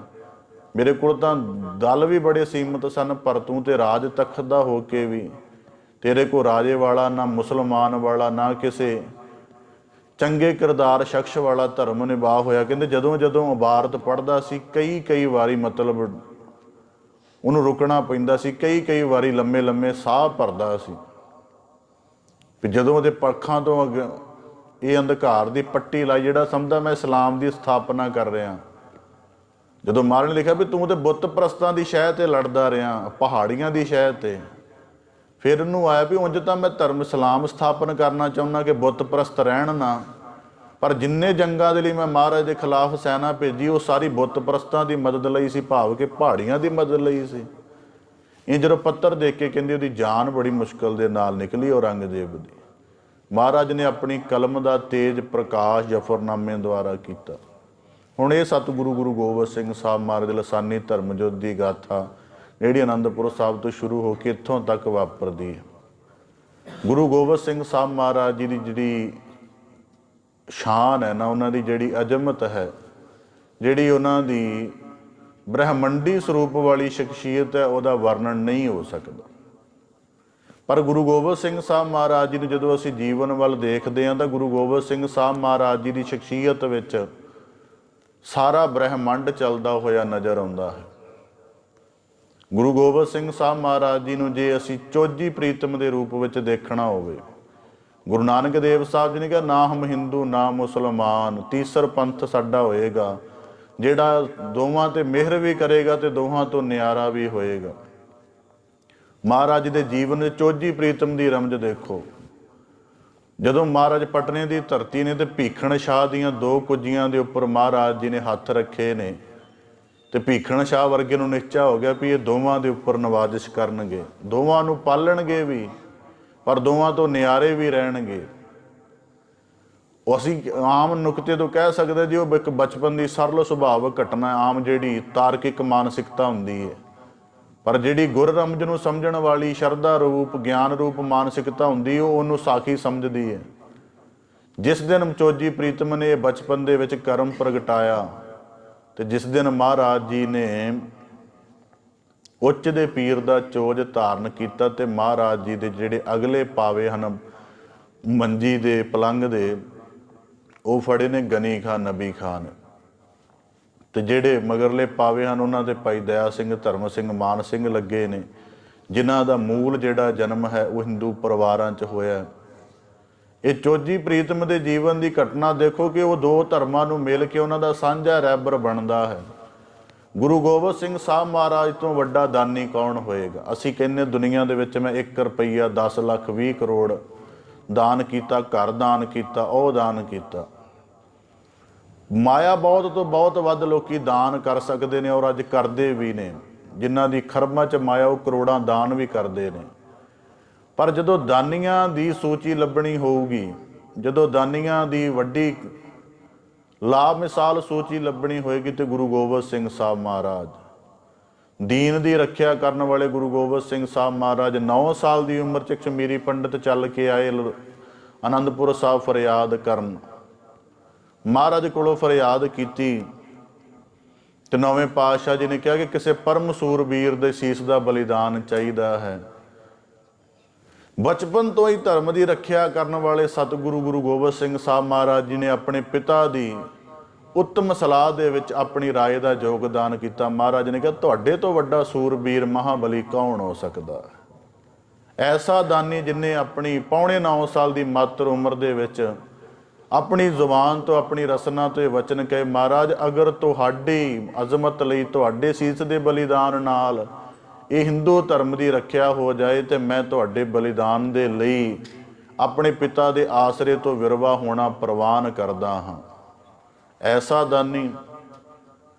ਦਾਨੀ ਜਿਨੇ 4 ਪੁੱਤਰਾਂ ਸਮੇਤ ਮਾਤਾ ਵਾਰ ਦਿੱਤੀ, ਆਪਣਾ ਆਪ ਵੀ ਸ਼ਹੀਦ ਹੋਇਆ। ਐਸਾ ਦਾਨੀ ਜਿਹੜਾ ਆਪਣੇ ਪਰਿਵਾਰ ਨੂੰ ਹੀ ਦਾਨ ਕਰਦਾ ਹੋਵੇ, ਇਸ ਤਰਬੰਸ ਦਾਨੀ ਕਹਿੰਦੇ, ਨਹੀਂ ਲੱਭੇਗਾ ਦੁਨੀਆ ਦੇ ਖਾਕੇ ਤੇ। ਤੁਹਾਨੂੰ ਫੋਲ ਫੋਲ ਕੇ ਇਤਿਹਾਸ ਦੇਖ ਲਓ, ਕਿਸੇ ਦਾ ਪੁੱਤਰ ਵੱਧ ਤੋਂ ਵੱਧ ਸ਼ਹੀਦ ਹੋਇਆ, 2-4 ਜੀ ਸ਼ਹੀਦ ਹੋ ਗਏ। ਪਰ ਮਾਤਾ ਪਿਤਾ ਤੋਂ ਲੈ ਕੇ ਕੁੱਲ ਪਰਿਵਾਰ ਨੂੰ ਧਰਮ ਦੇ ਲੇਖੇ ਲਾ ਦੇਣਾ, ਸੱਚ ਧਰਮ ਦੇ ਯੁੱਧ ਦੇ ਲਈ ਆਪ ਆਪਣੀ ਨਜ਼ਰ ਸਾਹਮਣੇ ਵਾਰ ਦੇਣਾ, ਦੁਨੀਆ ਦੇ ਕਿਸੇ ਵੀ ਤਵਾਰੀਖ 'ਚੋਂ ਨਹੀਂ ਲੱਭੇਗਾ, ਦਾਨੀਆਂ ਦਾ ਵੀ ਨਹੀਂ ਲੱਭੇਗਾ। ਗੁਰੂ ਗੋਬਿੰਦ ਸਿੰਘ ਸਾਹਿਬ ਮਹਾਰਾਜ ਜੀ ਨੂੰ ਬੰਦਗੀ ਦੇ ਰੂਪ ਵਿੱਚ ਦੇਖਣਾ ਹੋਵੇ, ਉਹਨਾਂ ਦੇ ਆਉਣ ਤੋਂ ਪਹਿਲਾਂ ਦੀ ਬੰਦਗੀ ਜਿਹੜੀ ਮਹਾਰਾਜ ਜੀ ਨੇ ਵਿਚਿੱਤਰ ਨਾਟਕ ਵਿੱਚ ਕਹੀ ਹੈ। ਮਹਾਰਾਜ ਜੀ ਨੇ ਕਿਹਾ ਹੈ, ਹੇਮਕੁੰਡ ਪਰਬਤ ਹੈ ਜਹਾਂ, ਸਪਤ ਸ੍ਰਿੰਗ ਸੋਭਤ ਹੈ ਤਹਾਂ। ਉੱਥੇ ਮਹਾਰਾਜ ਨੇ ਦੁਸ਼ਟ ਦਮਨ ਰੂਪ ਦੇ ਵਿੱਚ ਤਪੱਸਿਆ ਕੀਤੀ। ਉਸ ਤਪੱਸਿਆ ਦਾ ਪ੍ਰਭਾਵ ਲੈ ਕੇ ਮਹਾਰਾਜ ਇਸ ਯੁੱਗ ਦੇ ਵਿੱਚ ਪ੍ਰਗਟ ਹੋਏ ਤੇ ਇੱਥੇ ਮਹਾਰਾਜ ਜੀ ਨੇ ਬੰਦਗੀ ਦਾ ਇੱਕ ਰੂਪ ਪੋਜ ਕੀਤਾ। ਇੱਕ ਵਾਰੀ ਪਾਤਸ਼ਾਹ ਕਹਿੰਦੇ ਬਾਣੀ ਦੀ ਰਚਨਾ ਕਰਾ ਰਹੇ ਸਨ, ਭਾਈ ਮਨੀ ਸਿੰਘ ਜੀ ਲਿਖਾਰੀ ਸਨ। ਅਕਾਲ ਉਸਤਤ ਦੀ ਮਹਾਰਾਜ ਰਚਨਾ ਕਰਵਾ ਰਹੇ ਸਨ। ਰਚਨਾ ਕਰਦਿਆਂ ਕਰਦਿਆਂ ਮਹਾਰਾਜ ਜੀ ਦੀ ਸੁਰਤ ਆਪਣੇ ਪਰਮ ਅਕਾਲ ਪੁਰਖ ਸਵਰੂਪ ਨਾਲ ਜੁੜ ਗਈ ਤੇ ਮਹਾਰਾਜ ਤੁਹੀਂ ਉਚਾਰਦੇ ਰਹੇ। ਇੰਨੀ ਵਾਰੀ ਕਹਿੰਦੇ 16,000 ਵਾਰੀ ਉਚਾਰਿਆ ਗਿਆ। ਭਾਈ ਮਨੀ ਸਿੰਘ ਲਿਖਦੇ ਗਏ, ਜਦੋਂ ਗਿਣਤੀ ਕੀਤੀ ਕਿ ਮਹਾਰਾਜ ਦੀ ਸੁਰਤ ਸਹਿਜ ਹੋਈ, ਕਹਿਣ ਲੱਗੇ ਕਿੰਨੀ ਵਾਰੀ? ਕਹਿਣ ਲੱਗੇ ਮਹਾਰਾਜ ਜੀ ਤਾਂ ਬੇਅੰਤ ਵਾਰੀ ਗਿਣਤੀ ਕੀਤੀ, 16,000 ਬਣਿਆ। ਮਹਾਰਾਜ ਨੇ ਕਿਹਾ 16 ਵਾਰੀ ਕਰ ਦਿਓ, ਜਿਹੜਾ ਇਹਨੂੰ 16 ਨੂੰ ਤੁਹੀਂ ਨੂੰ ਪੜ੍ਹੇਗਾ, 16,000 ਦੇ ਪੜ੍ਹਨ ਦੇ ਫਲ ਮਹਾਤਮ ਵਰਗਾ ਹੋਏਗਾ। ਐਡੀ ਵੱਡੀ ਬੰਦਗੀ ਮਹਾਰਾਜ ਦੀ, ਇੰਨੀ ਵੱਡੀ ਪ੍ਰੀਤ ਕਿ ਜਦੋਂ ਸਰਸਾ ਕੰਡੇ ਇੱਕ ਪਾਸੇ ਢਾਲਾਂ, ਤਲਵਾਰਾਂ, ਤੀਰ, ਨੇਜੇ, ਰਹਿ ਕਿਲੇ, ਜੰਜੈਲਾਂ ਖੜਕ ਰਹੀਆਂ ਨੇ, ਇੱਕ ਸਮੇਂ ਮੌਤ ਦਾ ਨੰਗਾ ਨਾਚ ਹੋ ਰਿਹਾ ਹੈ, ਸਰੀਰਾਂ ਦੇ ਵਿੱਚੋਂ ਭੱਕ ਭਰ ਕਰਕੇ ਲਹੂ ਦੇ ਪਰਨਾਲੇ ਵਗ ਰਹੇ ਹਨ। ਇੱਕ ਪਾਸੇ ਯੁੱਧ ਦਾ ਸ਼ੋਰ ਹੈ, ਦੂਜੇ ਪਾਸੇ ਤਾਊਸ ਫੜ ਕੇ ਕੀਰਤਨ ਦੀ ਸ਼ਾਂਤੀ ਦੇ ਨਾਲ ਗੁਰੂ ਗੋਬਿੰਦ ਸਿੰਘ ਸਾਹਿਬ ਮਹਾਰਾਜ ਇੱਕੋ ਸਮੇਂ, ਜਦੋਂ ਮਹਾਰਾਜ ਨੇ ਤਾਊਸ ਵਜਾਇਆ ਹੋਏਗਾ ਨਾ, ਉਦੋਂ ਮਹਾਰਾਜ ਦੇ ਸਾਹਮਣੇ ਇੱਕ, ਉਸ ਸਮੇਂ ਮਹਾਰਾਜ ਦੀ ਵੇਸ਼ ਭੂਸ਼ਾ ਕੀ ਹੋਏਗੀ, ਇਸ ਗੱਲ ਦੀ ਕਲਪਨਾ ਕਰੋ। ਮਹਾਰਾਜ ਦੇ ਮੋਢੇ ਤੇ ਤਰਕਸ਼ ਹੈ, ਨਾਲੇ ਹੀ ਕਮਾਨ ਹੈ, ਮਹਾਰਾਜ ਦੇ ਕਮਰ ਕੱਸੇ ਦੇ ਵਿੱਚ ਸ਼ਸਤਰ ਲੱਗੇ ਹੋਏ ਹਨ, ਤਲਵਾਰ ਮਹਾਰਾਜ ਨੇ ਗੋਦੀ ਵਿੱਚ ਰੱਖੀ ਹੈ ਤੇ ਤਾਊਸ ਫੜ ਕੇ ਮਹਾਰਾਜ ਵਜਾ ਰਹੇ ਹਨ। ਸ਼ੰਤ ਸਿਪਾਹੀ ਦਾ ਸਾਂਝਾ ਸੁਮੇਲ ਜਿਹੜਾ ਹੈ, ਉਹ ਗੁਰੂ ਗੋਬਿੰਦ ਸਿੰਘ ਸਾਹਿਬ ਜੀ ਤੋਂ ਇਲਾਵਾ ਕਿਸੇ ਹੋਰ 'ਚ ਨਹੀਂ ਲੱਭ ਸਕਦਾ। ਬਾਦਸ਼ਾਹ ਦਰਵੇਸ਼ ਕਿਹਾ ਭਾਈ ਨੰਦ ਲਾਲ ਜੀ ਨੇ ਗੁਰੂ ਗੋਬਿੰਦ ਸਿੰਘ ਸਾਹਿਬ ਮਹਾਰਾਜ ਜੀ ਨੂੰ, ਇੱਕ ਸਮੇਂ ਅਨੰਦਪੁਰ ਸਾਹਿਬ ਦੀ ਸ਼ਾਨ ਪ੍ਰਸ਼ਾਦੀ ਹਾਥੀ ਮਹਾਰਾਜ ਦਾ ਜੋੜਾ ਸਾਫ਼ ਕਰਕੇ ਅੱਗੇ ਲਿਆ ਕੇ ਧਰਦਾ। ਗੁਰੂ ਸਾਹਿਬ ਜੀ ਦੇ ਤਖਤ ਦੀ ਲਾ ਮਿਸਾਲ ਸੋਭਾ ਹੈ। ਗੁਰੂ ਗੋਬਿੰਦ ਸਿੰਘ ਸਾਹਿਬ ਮਹਾਰਾਜ ਜੀ ਦੇ ਸਿਰ ਤੇ ਚੌਰ ਝੂਲਦਾ ਹੈ, 1.25 ਲੱਖ ਦੀ ਚੰਦਨ ਦੀ ਚੌਂਕੀ, ਦੁਸ਼ਾਲੇ, ਦਿਗਾ, ਕਲਗੀ, ਇੰਨਾ ਕੁਝ ਬੇਸ਼ਕੀਮਤੀ ਕਿ ਜਿਹਨੂੰ ਦੇਖ ਕੇ ਪਹਾੜੀਏ ਸੜ ਜਾਂਦੇ ਹਨ, ਜਿਹਨੂੰ ਦੇਖ ਕੇ ਜਿਹੜੇ ਲੋਕ ਇੱਕ ਵਾਰੀ ਦੇਖਦੇ ਹਨ ਮਨਮੋਹਤ ਆਪਣਾ ਮਨ ਹਾਰ ਜਾਂਦੇ ਹਨ। ਉਸ ਮਹਾਰਾਜ ਨੇ ਉੱਥੇ ਰਹਿੰਦਿਆਂ ਹੋਇਆਂ ਵੀ, ਬਾਦਸ਼ਾਹੀ ਦਾ ਸਿਖਰ ਵੀ ਹੈ ਮਹਾਰਾਜ ਦੀ ਜ਼ਿੰਦਗੀ 'ਚ, ਦਰਵੇਸ਼ੀ ਦਾ ਵੀ ਸਿਖਰ ਹੈ ਮਹਾਰਾਜ ਦੀ। ਜਦੋਂ ਮਹਾਰਾਜ ਸਾਰਾ ਕੁਝ ਲੁਟਾ ਕੇ ਕੁਰਬਾਨ ਕਰਕੇ ਮਾਛੀਵਾੜੇ ਜੰਗਲਾਂ 'ਚ ਆ ਬੈਠੇ ਤੇ ਮਹਾਰਾਜ ਨੇ ਕਿਸੇ ਰੋਸ ਵਿੱਚ ਨਹੀਂ, ਕਿਸੇ ਗਿਲੇ ਵਿੱਚ ਨਹੀਂ, ਕਿਸੇ ਸ਼ਿਕਾਇਤ ਵਿੱਚ ਨਹੀਂ, ਉੱਥੇ ਆ ਕੇ ਵੀ ਮਹਾਰਾਜ ਨੇ ਰੱਬੀ ਪ੍ਰੀਤ ਦਾ, ਸਭ ਤੋਂ ਵੱਡਾ ਆਸ਼ਕ ਹੋਣ ਦਾ ਮਹਾਰਾਜ ਜੀ ਨੇ ਸਬੂਤ ਦਿੱਤਾ। ਜਦੋਂ ਮਹਾਰਾਜ ਨੇ ਕਿਹਾ ਵੀ ਭਾਵੇਂ ਮੈਂ ਇੰਨੇ ਜੰਗ ਯੁੱਧ ਲੰਘ ਆਇਆ, ਤੇ ਮਹਾਰਾਜ ਨੇ ਉਚਾਰਿਆ, ਮਿੱਤਰ ਪਿਆਰੇ ਨੂੰ ਹਾਲ ਮੁਰੀਦਾਂ ਦਾ ਕਹਿਣਾ, ਤੁਧ ਬਿਨ ਰੋਗ ਰਜਾਈਆਂ ਦਾ ਓਢਣ, ਨਾਗ ਨਿਵਾਸਾਂ ਦੇ ਰਹਿਣਾ, ਸੂਲ ਸੁਰਾਹੀ ਖੰਜਰ ਪਿਆਲਾ, ਬੇਂਗ ਕਸਾਈਆਂ ਦਾ ਸਹਿਣਾ, ਯਾਰੜੇ ਦਾ ਸਾਨੂੰ ਸੱਥਰ ਚੰਗਾ, ਭੱਟ ਖੇੜਿਆਂ ਦਾ ਰਹਿਣਾ। ਇੰਨੀ ਰੱਬੀ ਪ੍ਰੀਤ ਕਿਤੇ ਹੋਰ ਕਿਸੇ ਰਹਿਬਰ 'ਚ ਨਜ਼ਰ ਆ ਜਾਏਗੀ ਕਿ ਇੱਕ ਪਾਸੇ ਉਹ ਬਾਦਸ਼ਾਹ ਵਰਗੀ ਸ਼ਾਨ ਹੰਡਾਉਂਦਾ, ਦੂਜੇ ਪਾਸੇ ਦਰਵੇਸ਼ਾਂ ਵਰਗੀ ਉਚਾਈ ਵੀ ਉਹਦੇ ਜੀਵਨ ਦੇ ਵਿੱਚ ਹੈ। ਤੇ ਜਦੋਂ ਜੀਵਨ ਦੇ ਵਿੱਚ ਕਹਿੰਦੇ ਸਾਰਾ ਕੁਝ ਖੁੱਸ ਜਾਵੇ ਤੇ ਬੰਦੇ ਕੋਲੋਂ ਗਿਲੇ ਜਾਂ ਸ਼ਿਕਾਇਤਾਂ ਹੁੰਦੀਆਂ ਨੇ। ਗੁਰੂ ਗੋਬਿੰਦ ਸਿੰਘ ਸਾਹਿਬ ਮਹਾਰਾਜ ਨੇ ਜਗਤ ਦੇ ਇਤਿਹਾਸ ਦੇ ਵਿੱਚ, ਦੁਨੀਆ ਦੇ ਇਤਿਹਾਸ ਵਿੱਚ ਕਿਹੋ ਜਿਹੀ ਮਿਸਾਲ ਸਿਰਜੀ ਕਿ ਜਿਨ੍ਹਾਂ ਦਾ ਧੁਰ ਅੰਦਰ ਉਸ ਅਕਾਲ ਪੁਰਖ ਦੀ ਇਬਾਦਤ ਨਾਲ ਜੁੜਿਆ ਹੋਇਆ ਹੈ, ਉਹ ਉਹਦੇ ਭਾਣੇ ਦੀ ਹਰ ਰਜਾ ਨੂੰ, ਇਸ ਕਰਕੇ ਭਾਣੇ ਦਾ ਐਡਾ ਵੱਡਾ ਅਭਿਆਸ ਕਿੰਨੇ ਕੀਤਾ ਹੋਏਗਾ ਕਿ ਮਹਾਰਾਜ ਜੀ ਨੇ ਆਪਣੀ ਦਰਵੇਸ਼ੀ ਦਾ ਗੀਤ ਗਾਇਆ ਹੋਵੇ। ਦੁਨੀਆ ਦੇ ਵਿੱਚ ਤਿਆਗੀ ਬੜੇ ਹੋਏ ਨੇ, ਕੋਈ ਕਹਿੰਦਾ ਮੈਂ ਆਹ ਤਿਆਗ ਕੀਤਾ, ਕੋਈ ਕਹਿੰਦਾ ਉਹ ਤਿਆਗ ਕੀਤਾ। ਮਹਾਰਾਜ ਦਾ ਤਿਆਗ ਦੇਖੋ, ਮਹਾਰਾਜ ਜੀ ਨੇ ਅਨੰਦਪੁਰ ਸਾਹਿਬ ਜਦ ਨਗਰੀ ਛੱਡੀ, ਮਹਾਰਾਜ ਬੜੇ ਆਰਾਮ ਨਾਲ ਚਲੇ ਜਾਂਦੇ ਹਨ। ਪਰਉਪਕਾਰੀਆਂ ਦੀ ਗੱਲ ਕਰਦੇ ਹਾਂ ਆਪਾਂ, ਕਿੰਨੇ ਪਰਉਪਕਾਰ ਨੇ ਮਹਾਰਾਜ ਜੀ ਦੇ।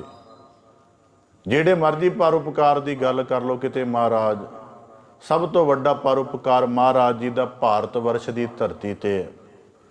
ਜਿਹੜਾ ਜ਼ੁਲਮੀ ਰਾਜ ਬਾਬਰ ਤੋਂ ਸ਼ੁਰੂ ਹੋਇਆ ਤੇ ਔਰੰਗਜ਼ੇਬ ਤੱਕ ਆਪਣਾ ਸਿਖਰ ਗ੍ਰਹਿਣ ਕਰ ਗਿਆ ਸੀ, ਉਸ ਜ਼ੁਲਮੀ ਰਾਜ ਤੋਂ ਮਹਾਰਾਜ ਜੀ ਨੇ ਨਜਾਤ ਦਵਾਈ ਤੇ ਸਾਡੇ ਵਰਗੇ ਦਬਲਿਆਂ ਕੁਚਲਿਆਂ ਨੂੰ, ਅੱਜ ਠੀਕ ਆ ਅਸੀਂ ਜਾਤਾਂ ਗੋਤਾਂ ਦੇ ਭਰਮ 'ਚ ਆਪਣੇ ਆਪ ਨੂੰ ਬੜੇ ਸ਼੍ਰੇਸ਼ਟ ਸਮਝਦੇ ਹਾਂ, ਬੜੇ ਉੱਤਮ ਸਮਝਦੇ ਹਾਂ, ਪਰ ਇਹ ਸਾਰੇ ਮੁਗਲੀਆ ਸਲਤਨਤ ਦੇ ਵਿੱਚ ਦੱਬੇ ਕੁਚਲਿਆਂ ਵਰਗੇ ਸਨ। ਕਿਸੇ ਨੂੰ ਘੋੜ ਸਵਾਰੀ ਦੀ ਆਗਿਆ ਨਹੀਂ, ਉੱਚੀ ਦਸਤਾਰ ਬੰਨਣ ਦੀ ਆਗਿਆ ਨਹੀਂ, ਸ਼ਸਤਰ ਰੱਖਣ ਦੀ ਆਗਿਆ ਨਹੀਂ ਸੀ ਕਿਸੇ ਨੂੰ, ਪਰ ਸੂਰਬੀਰਾਂ ਵਾਲੀ ਸ਼ਾਨ, ਆਪਣਾ ਵੇਸ ਭੇਸ ਪਹਿਰਾਵਾ ਤੇ ਅੰਦਰ ਉਹ ਸੂਰਬੀਰਾਂ ਵਾਲੀ ਜਿਹੜੀ ਜਜ਼ਬੇ ਦੀ ਭਾਵਨਾ ਭਰਨੀ ਸਾਡੀ ਆਤਮਾ ਨੂੰ ਕਾਇਰਾਂ ਤੋਂ ਸੂਰਬੀਰਾਂ ਦੇ ਵਿੱਚ ਰੰਗਣ ਵਾਲੇ ਗੁਰੂ ਗੋਬਿੰਦ ਸਿੰਘ ਸਾਹਿਬ ਮਹਾਰਾਜ ਹਨ। ਜਦ ਅੰਮ੍ਰਿਤ ਛਕਾਉਣ ਲੱਗੇ ਸੀ ਮਹਾਰਾਜ ਤੇ ਅੰਮ੍ਰਿਤ ਦੀ ਸ਼ਕਤੀ ਪ੍ਰਗਟ ਕਰਨ ਲਈ ਮਹਾਰਾਜ ਨੇ ਕੁਝ ਬੂੰਦਾਂ ਚਿੜੀ ਨੂੰ ਪਾਈਆਂ ਸਨ ਤੇ ਉਹ ਚਿੜੀ ਨੇ ਬਾਜ ਦੇ ਖੰਭ ਮਰੋੜ ਦਿੱਤੇ। ਕੁਝ ਨੇ ਪੁੱਛਿਆ ਮਹਾਰਾਜ ਇਹ ਕੀ ਹੈ? ਮਹਾਰਾਜ ਕਹਿਣ ਲੱਗੇ ਜਿਹੜਾ ਖਾਲਸੇ ਦੀ ਦੇਹ ਅੰਦਰ ਅੰਮ੍ਰਿਤ ਭੇਜਣਾ ਹੈ, ਪੌਲ ਭੇਜਣੀ ਹੈ, ਇਹਦੀ ਸ਼ਕਤੀ ਐਸੀ ਹੋਵੇਗੀ ਕਿ ਇਹ ਚਿੜੀਆਂ ਹੁੰਦਿਆਂ ਹੋਇਆਂ ਵੀ ਭਾਵੇਂ ਹੱਡੀਆਂ ਦੀ ਮੁੱਠ ਹੋਣ, ਜਿਨ੍ਹਾਂ ਨੇ 7 ਮਹੀਨੇ ਅਨੰਦਪੁਰ ਸਾਹਿਬ ਘੇਰਾ ਪਈ ਰਿਹਾ, ਕਿਤੇ ਉਹ ਬੜੇ ਸਰੀਰ ਦੇ ਤਗੜੇ ਥੋੜਾ ਰਹਿ ਗਏ ਸਨ, ਕਿਤੇ ਜਿਨ੍ਹਾਂ ਨੇ 7 ਮਹੀਨੇ ਦੁੱਖ ਭੁੱਖ ਘੇਰਾ ਝੱਲਿਆ, ਦਿਨ ਰਾਤ ਯੁੱਧ ਕੀਤਾ, ਜਦੋਂ ਚਮਕੌਰ ਗੜੀ ਦੇ ਵਿੱਚ ਆ ਗਏ ਤੇ ਕਿਤੇ ਇਹ ਥੋੜਾ ਕਿ ਉਹਨਾਂ ਦੇ ਸਰੀਰ ਬੜੇ ਰਿਸ਼ਟ ਪੁਸ਼ਟ ਹੋਣਗੇ, ਪਰ ਉਹਨਾਂ ਦੀਆਂ ਰੂਹਾਂ ਵਿੱਚ, ਉਹਨਾਂ ਦੀਆਂ ਸਰੀਰਾਂ ਦੇ ਵਿੱਚ ਬੰਦਗੀ ਦਾ ਤੇ ਖਾਲਸੇ ਖੰਡੇ ਦੀ ਪੌਲ ਦਾ ਤੇਜ ਝਲਕਦਾ ਸੀ। ਭੁੱਖੇ ਭਾਣਿਆਂ ਨੇ ਵੀ, ਇਹਨਾਂ ਕਸ਼ਟਾਂ ਦੇ ਮਾਰਿਆਂ ਨੇ ਵੀ ਐਡਾ ਮਹਾਨ ਅਸਾਮੀ ਜੰਗ ਲੜੀ ਕਿ ਤੁਰਕ ਦਲ ਮੇਟ ਕਰਕੇ ਰੱਖ ਦਿੱਤਾ। ਗੁਰੂ ਗੋਬਿੰਦ ਸਿੰਘ ਸਾਹਿਬ ਮਹਾਰਾਜ ਜੀ ਦੀ ਜਦੋਂ ਅਸੀਂ ਜੀਵਨ ਦੀਆਂ ਸਿਫਤਾਂ ਕੱਥਦੇ ਹਾਂ, ਐਡਾ ਵੱਡਾ ਕੋਈ ਕਲਮ ਦਾ ਧਨੀ ਹੋਵੇਗਾ ਜਿਨਨੇ ਐਡੀ ਵੱਡੀ ਰਚਨਾ ਕੀਤੀ ਹੋਵੇ। 52 ਕਵੀ ਮਹਾਰਾਜ ਦੇ ਦਰਬਾਰ ਵਿੱਚ ਸ਼ਾਨ ਪਾਉਂਦੇ ਸਨ, ਪਰ ਜਦੋਂ ਮਹਾਰਾਜ ਆਪਣੀ ਕਾਵ ਪ੍ਰਤਿਭਾ ਦਾ ਪ੍ਰਗਟਾਵਾ ਕਰਦੇ ਸਨ, 52 ਦੇ 52 ਕਵੀ ਹੈਰਾਨ ਰਹਿ ਜਾਂਦੇ ਸਨ। ਸਭ ਤੋਂ ਵੱਡੇ ਕਵੀ ਭਾਈ ਨੰਦ ਲਾਲ ਜੀ, ਫਾਰਸੀ ਦੇ ਆਲਮ ਫਾਜ਼ਲ, ਜਦੋਂ ਮਹਾਰਾਜ ਰਚਨਾ ਕਰਦੇ ਸਨ ਤੇ ਭਾਈ ਨੰਦ ਲਾਲ ਨੇ ਕਿਹਾ, ਬਾਦ ਜਾਨਸ਼ ਫਿਦਾਏ ਗੁਰੂ ਗੋਬਿੰਦ ਸਿੰਘ ਫਰਕ ਉਹ ਬਰ ਪਾਏ। ਗੁਰੂ ਗੋਬਿੰਦ ਸਿੰਘ ਕਹਿਣ ਲੱਗਾ, ਮਹਾਰਾਜ ਤੁਹਾਡੀਆਂ ਅਨੰਤ ਸਿਫਤਾਂ ਨੂੰ ਦੇਖ ਕੇ ਮੈਂ ਤਾਂ ਸਿਰਫ ਇੰਨਾ ਕਹਿ ਸਕਦਾ ਕਿ ਤੁਹਾਡੇ ਤੋਂ ਕਰੋੜਾਂ ਜਾਨਾਂ ਹੋਣ ਤੇ ਕਰੋੜਾਂ ਵਾਰੀ ਕੁਰਬਾਨ ਕੀਤੀਆਂ ਜਾ ਸਕਦੀਆਂ, ਤੁਹਾਡਾ ਸਿਫਤ ਨਹੀਂ ਕਥੀ ਜਾ ਸਕਦੀ। ਐਸੇ ਗੁਰੂ ਗੋਬਿੰਦ ਸਿੰਘ ਸਾਹਿਬ ਮਹਾਰਾਜ ਜੀ ਦੀ, ਹੁਣ ਗੁਰੂ ਗੋਬਿੰਦ ਸਿੰਘ ਸਾਹਿਬ ਮਹਾਰਾਜ ਜੀ ਦੀ ਅਡੋਲ ਸ਼ਖਸੀਅਤ ਦੇਖੋ। 7 ਮਹੀਨੇ ਘੇਰਾ ਪਿਆ, ਮਹਾਰਾਜ ਜਰਾ ਜਿੰਨੀ ਕਾਲੀ 'ਚ ਨਹੀਂ ਆਏ। ਉਹ ਤਾਂ ਕਸਮਾਂ ਦਿੱਤੀਆਂ ਤਾਂ ਮਹਾਰਾਜ ਨੇ ਕਿਲਾ ਛੱਡਿਆ। ਉਸ ਤੋਂ ਬਾਅਦ ਮਹਾਰਾਜ ਚਮਕੌਰ ਗੜੀ ਦੇ ਵਿੱਚ ਆ ਕੇ ਲਾਲ ਸ਼ਹੀਦ ਹੋ ਗਏ। ਕਿਤੇ ਨਹੀਂ ਡੋਲੇ ਮਹਾਰਾਜ, ਕਿਤੇ ਕੋਈ ਹੇਰਵੇ ਦਾ ਵਾਕਿਆ ਹੋਵੇ। ਜਦੋਂ ਮਹਾਰਾਜ ਜਿੱਥੇ ਜਿੱਥੇ ਵੀ ਰਹੇ ਅਡੋਲ ਰਹੇ ਮਹਾਰਾਜ, ਕਦੇ ਵੀ ਚਿੱਤ ਨਹੀਂ ਡੁਲਾਇਆ। ਏਡਾ ਵੱਡਾ ਸਰਬਲੋਹੀ ਸਿਦਕ ਹੈ ਗੁਰੂ ਗੋਬਿੰਦ ਸਿੰਘ ਸਾਹਿਬ ਮਹਾਰਾਜ ਜੀ ਦੀ ਸ਼ਖਸੀਅਤ ਦੇ ਵਿੱਚ। ਇਸ ਕਰਕੇ ਕਿਸੇ ਵੀ ਇੱਕ ਪੱਖ ਦੇ ਮਹਾਰਾਜ ਦੀ ਤੀਰ ਅੰਦਾਜ਼ੀ ਦੀ ਵਿਦਿਆ ਦਾ, ਅਨੰਦਪੁਰ ਸਾਹਿਬ ਤੋਂ ਤੀਰ ਚਲਾ ਕੇ ਮਹਾਰਾਜ 2.5 ਕੋ ਪਹਾੜੀਆਂ ਦੇ ਮੰਜੇ ਦੇ ਪਾਵੇ 'ਚ ਮਾਰ ਕੇ ਪਾੜ ਦਿੰਦੇ ਨੇ। ਕਦੇ ਪੈਂਡੇ ਖਾਂ ਦੀ ਸੰਜੋਗ ਪੈਨੇ ਹੋਏ ਕੰਨ 'ਚੋਂ ਦੂਜੇ ਪਾਸੇ ਪਾਰ ਕਰ ਦਿੰਦੇ ਨੇ, ਕਦੇ ਰਮਜ਼ਾਨ ਖਾਨ ਦੇ ਮੱਥੇ ਵਿੱਚ ਤੀਰ ਮਾਰਦੇ ਨੇ ਤੇ ਕਦੇ ਮਹਾਰਾਜ ਨਾਹਰ ਖਾਂ ਗਨੀ ਖਾਂ ਦੇ ਮੱਥੇ 'ਚ ਮਾਰਦੇ ਨੇ। ਤੀਰਾਂ ਦੇ ਧਨੁਰ ਵਿਦਿਆ ਦੇ ਧਨੀ ਮਹਾਰਾਜ। ਤੇ ਮਹਾਰਾਜ ਦੀ ਇੱਕ ਅਜਬ ਸ਼ਾਨ ਦੇਖੋ, ਮਹਾਰਾਜ ਸਾਰੇ ਚੜ੍ਹ ਕੇ ਆਇਆ ਨੂੰ, ਭਾਈ ਜੈਤਾ ਜੀ ਨੇ ਕਿਹਾ ਹੈ, ਜੋ ਨਰ ਇੱਛਤ ਹੈ ਮਨ ਫਲ ਪਾਵਤ, ਤੇ ਗੁਰੂ ਗੋਬਿੰਦ ਸਿੰਘ ਸ਼ਰਨ ਪਰੈ। ਭਾਈ ਜੈਤਾ ਜੀ ਕਹਿੰਦੇ ਜਿਨ੍ਹਾਂ ਨੂੰ ਮਨ ਇੱਛਤ ਫਲ ਚਾਹੀਦੇ ਉਹ ਗੁਰੂ ਗੋਬਿੰਦ ਸਿੰਘ ਸਾਹਿਬ ਦੀ ਸ਼ਰਨ ਪੈਣ। ਕਿਤੇ ਸੈਦੇ ਖਾਂ ਵਰਗੇ ਜੰਗ ਦਾ ਤਿਹਈਆ ਕਰਕੇ ਆਏ, ਗੁਰੂ ਨੇ ਉਹਨਾਂ ਨੂੰ ਤੀਰ ਜਾਂ ਤਲਵਾਰ ਨਹੀਂ ਬਖਸ਼ੀ, ਆਪਣੀ ਅਜ਼ਮਤ ਦੀ ਇੱਕ ਤੱਕਣੀ ਦੇ ਨਾਲ ਨਵਾਜਿਆ ਤੇ ਸੈਦੇ ਖਾਂ ਚੜ੍ਹ ਕੇ ਆਏ, ਫਕੀਰ ਹੋ ਕੇ ਚਲੇ ਗਏ, ਜੰਗ ਲੜਨਾ ਭੁੱਲ ਗਏ ਉਹਨਾਂ ਨੂੰ। ਕਿਤੇ ਸੈਦੇ ਬੇਗ ਵਰਗੇ ਜਦੋਂ ਚਮਕੌਰ ਦੇ ਵਿੱਚ ਗੁਰੂ ਸਾਹਿਬ ਜੀ ਦੇ ਖਿਲਾਫ ਲੜਨ ਆਏ, ਮਹਾਰਾਜ ਦੀ ਤੱਕਣੀ ਦੇ ਨਾਲ ਕਾਇਲ ਹੋਏ ਤੇ ਗੁਰੂ ਚਰਨਾਂ ਦੇ ਮੁਰੀਦ ਹੋ ਕੇ ਰਹਿ ਗਏ।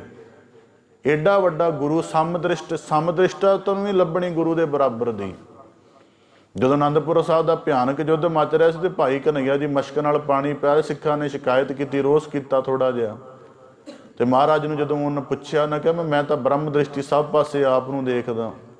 ਭਾਈ ਨੰਦ ਲਾਲ ਜੀ ਨੇ ਕਿਹਾ, ਨੂਰ ਦਰ ਹਰ ਚਸ਼ਮ ਗੁਰੂ ਗੋਬਿੰਦ ਸਿੰਘ, ਰੂਹ ਦਰ ਹਰ ਜਿਸਮ ਗੁਰੂ ਗੋਬਿੰਦ ਸਿੰਘ, ਕਿ ਹਰ ਅੱਖ ਦੇ ਅੰਦਰ ਗੁਰੂ ਗੋਬਿੰਦ ਸਿੰਘ ਦਾ ਨੂਰ ਹੈ, ਹਰ ਰੂਹ ਦੇ ਅੰਦਰ, ਸਰੀਰ ਦੇ ਅੰਦਰ, ਜਿਸਮ ਦੇ ਅੰਦਰ ਰੂਹ ਗੁਰੂ ਗੋਬਿੰਦ ਸਿੰਘ। ਭਾਈ ਕਨ੍ਹਈਆ ਜੀ ਨੂੰ ਮਹਾਰਾਜ ਜੀ ਨੇ ਆਪਣਾ ਸਾਲ ਪੱਤਰ ਮਲਮ ਤੇ ਪੱਟੀ ਦਿੱਤੀ। ਮਹਾਰਾਜ ਨੇ ਕਿਹਾ ਕਿ ਜੇ ਕੋਈ ਜ਼ਖਮਾਂ ਦੀ ਤਾਬ ਤੋਂ ਬਚਣਾ ਵੀ ਚਾਹੁੰਦਾ ਹੋ ਤੇ ਬਚਾ ਵੀ ਨਹੀਂ। ਐਡੀ ਵੱਡੀ ਸਮਦ੍ਰਿਸ਼ਟਤਾ ਮਹਾਰਾਜ ਦੀ, ਔਰ ਐਡੀ ਵੱਡੀ ਮਹਾਰਾਜ ਦੀ ਆਗਿਆਕਾਰੀ ਸੁਣੋ ਜੀ, ਇਹ ਵੀ ਸੁਣਨ ਵਾਲੀ ਗੱਲ ਹੈ।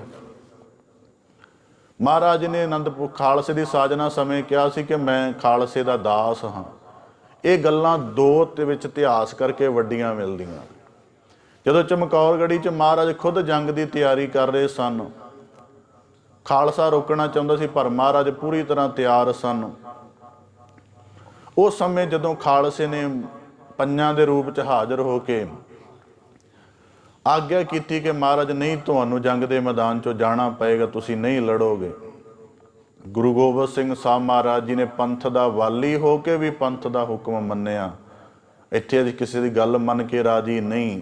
ਜਿਹੜੇ ਪੰਥ ਨੂੰ ਸਾਜਿਆ, ਜਿਹੜੇ ਪੰਥ ਨੂੰ ਉਹਨਾਂ ਨੇ ਇਹ ਅਖਤਿਆਰ ਦਿੱਤਾ ਕਿ ਉਹ ਖਾਲਸਾ ਮੇਰਾ ਰੂਪ ਹੈ, ਉਸ ਖਾਲਸੇ ਦੇ ਹੁਕਮ ਅੱਗੇ ਮਹਾਰਾਜ ਨੇ ਜਰਾ ਜਿੰਨੀ ਹੀਲ ਹੁੱਜਤ ਨਹੀਂ ਕੀਤੀ, ਸਿਰ ਧਰ ਕਰਕੇ ਮੰਨਿਆ।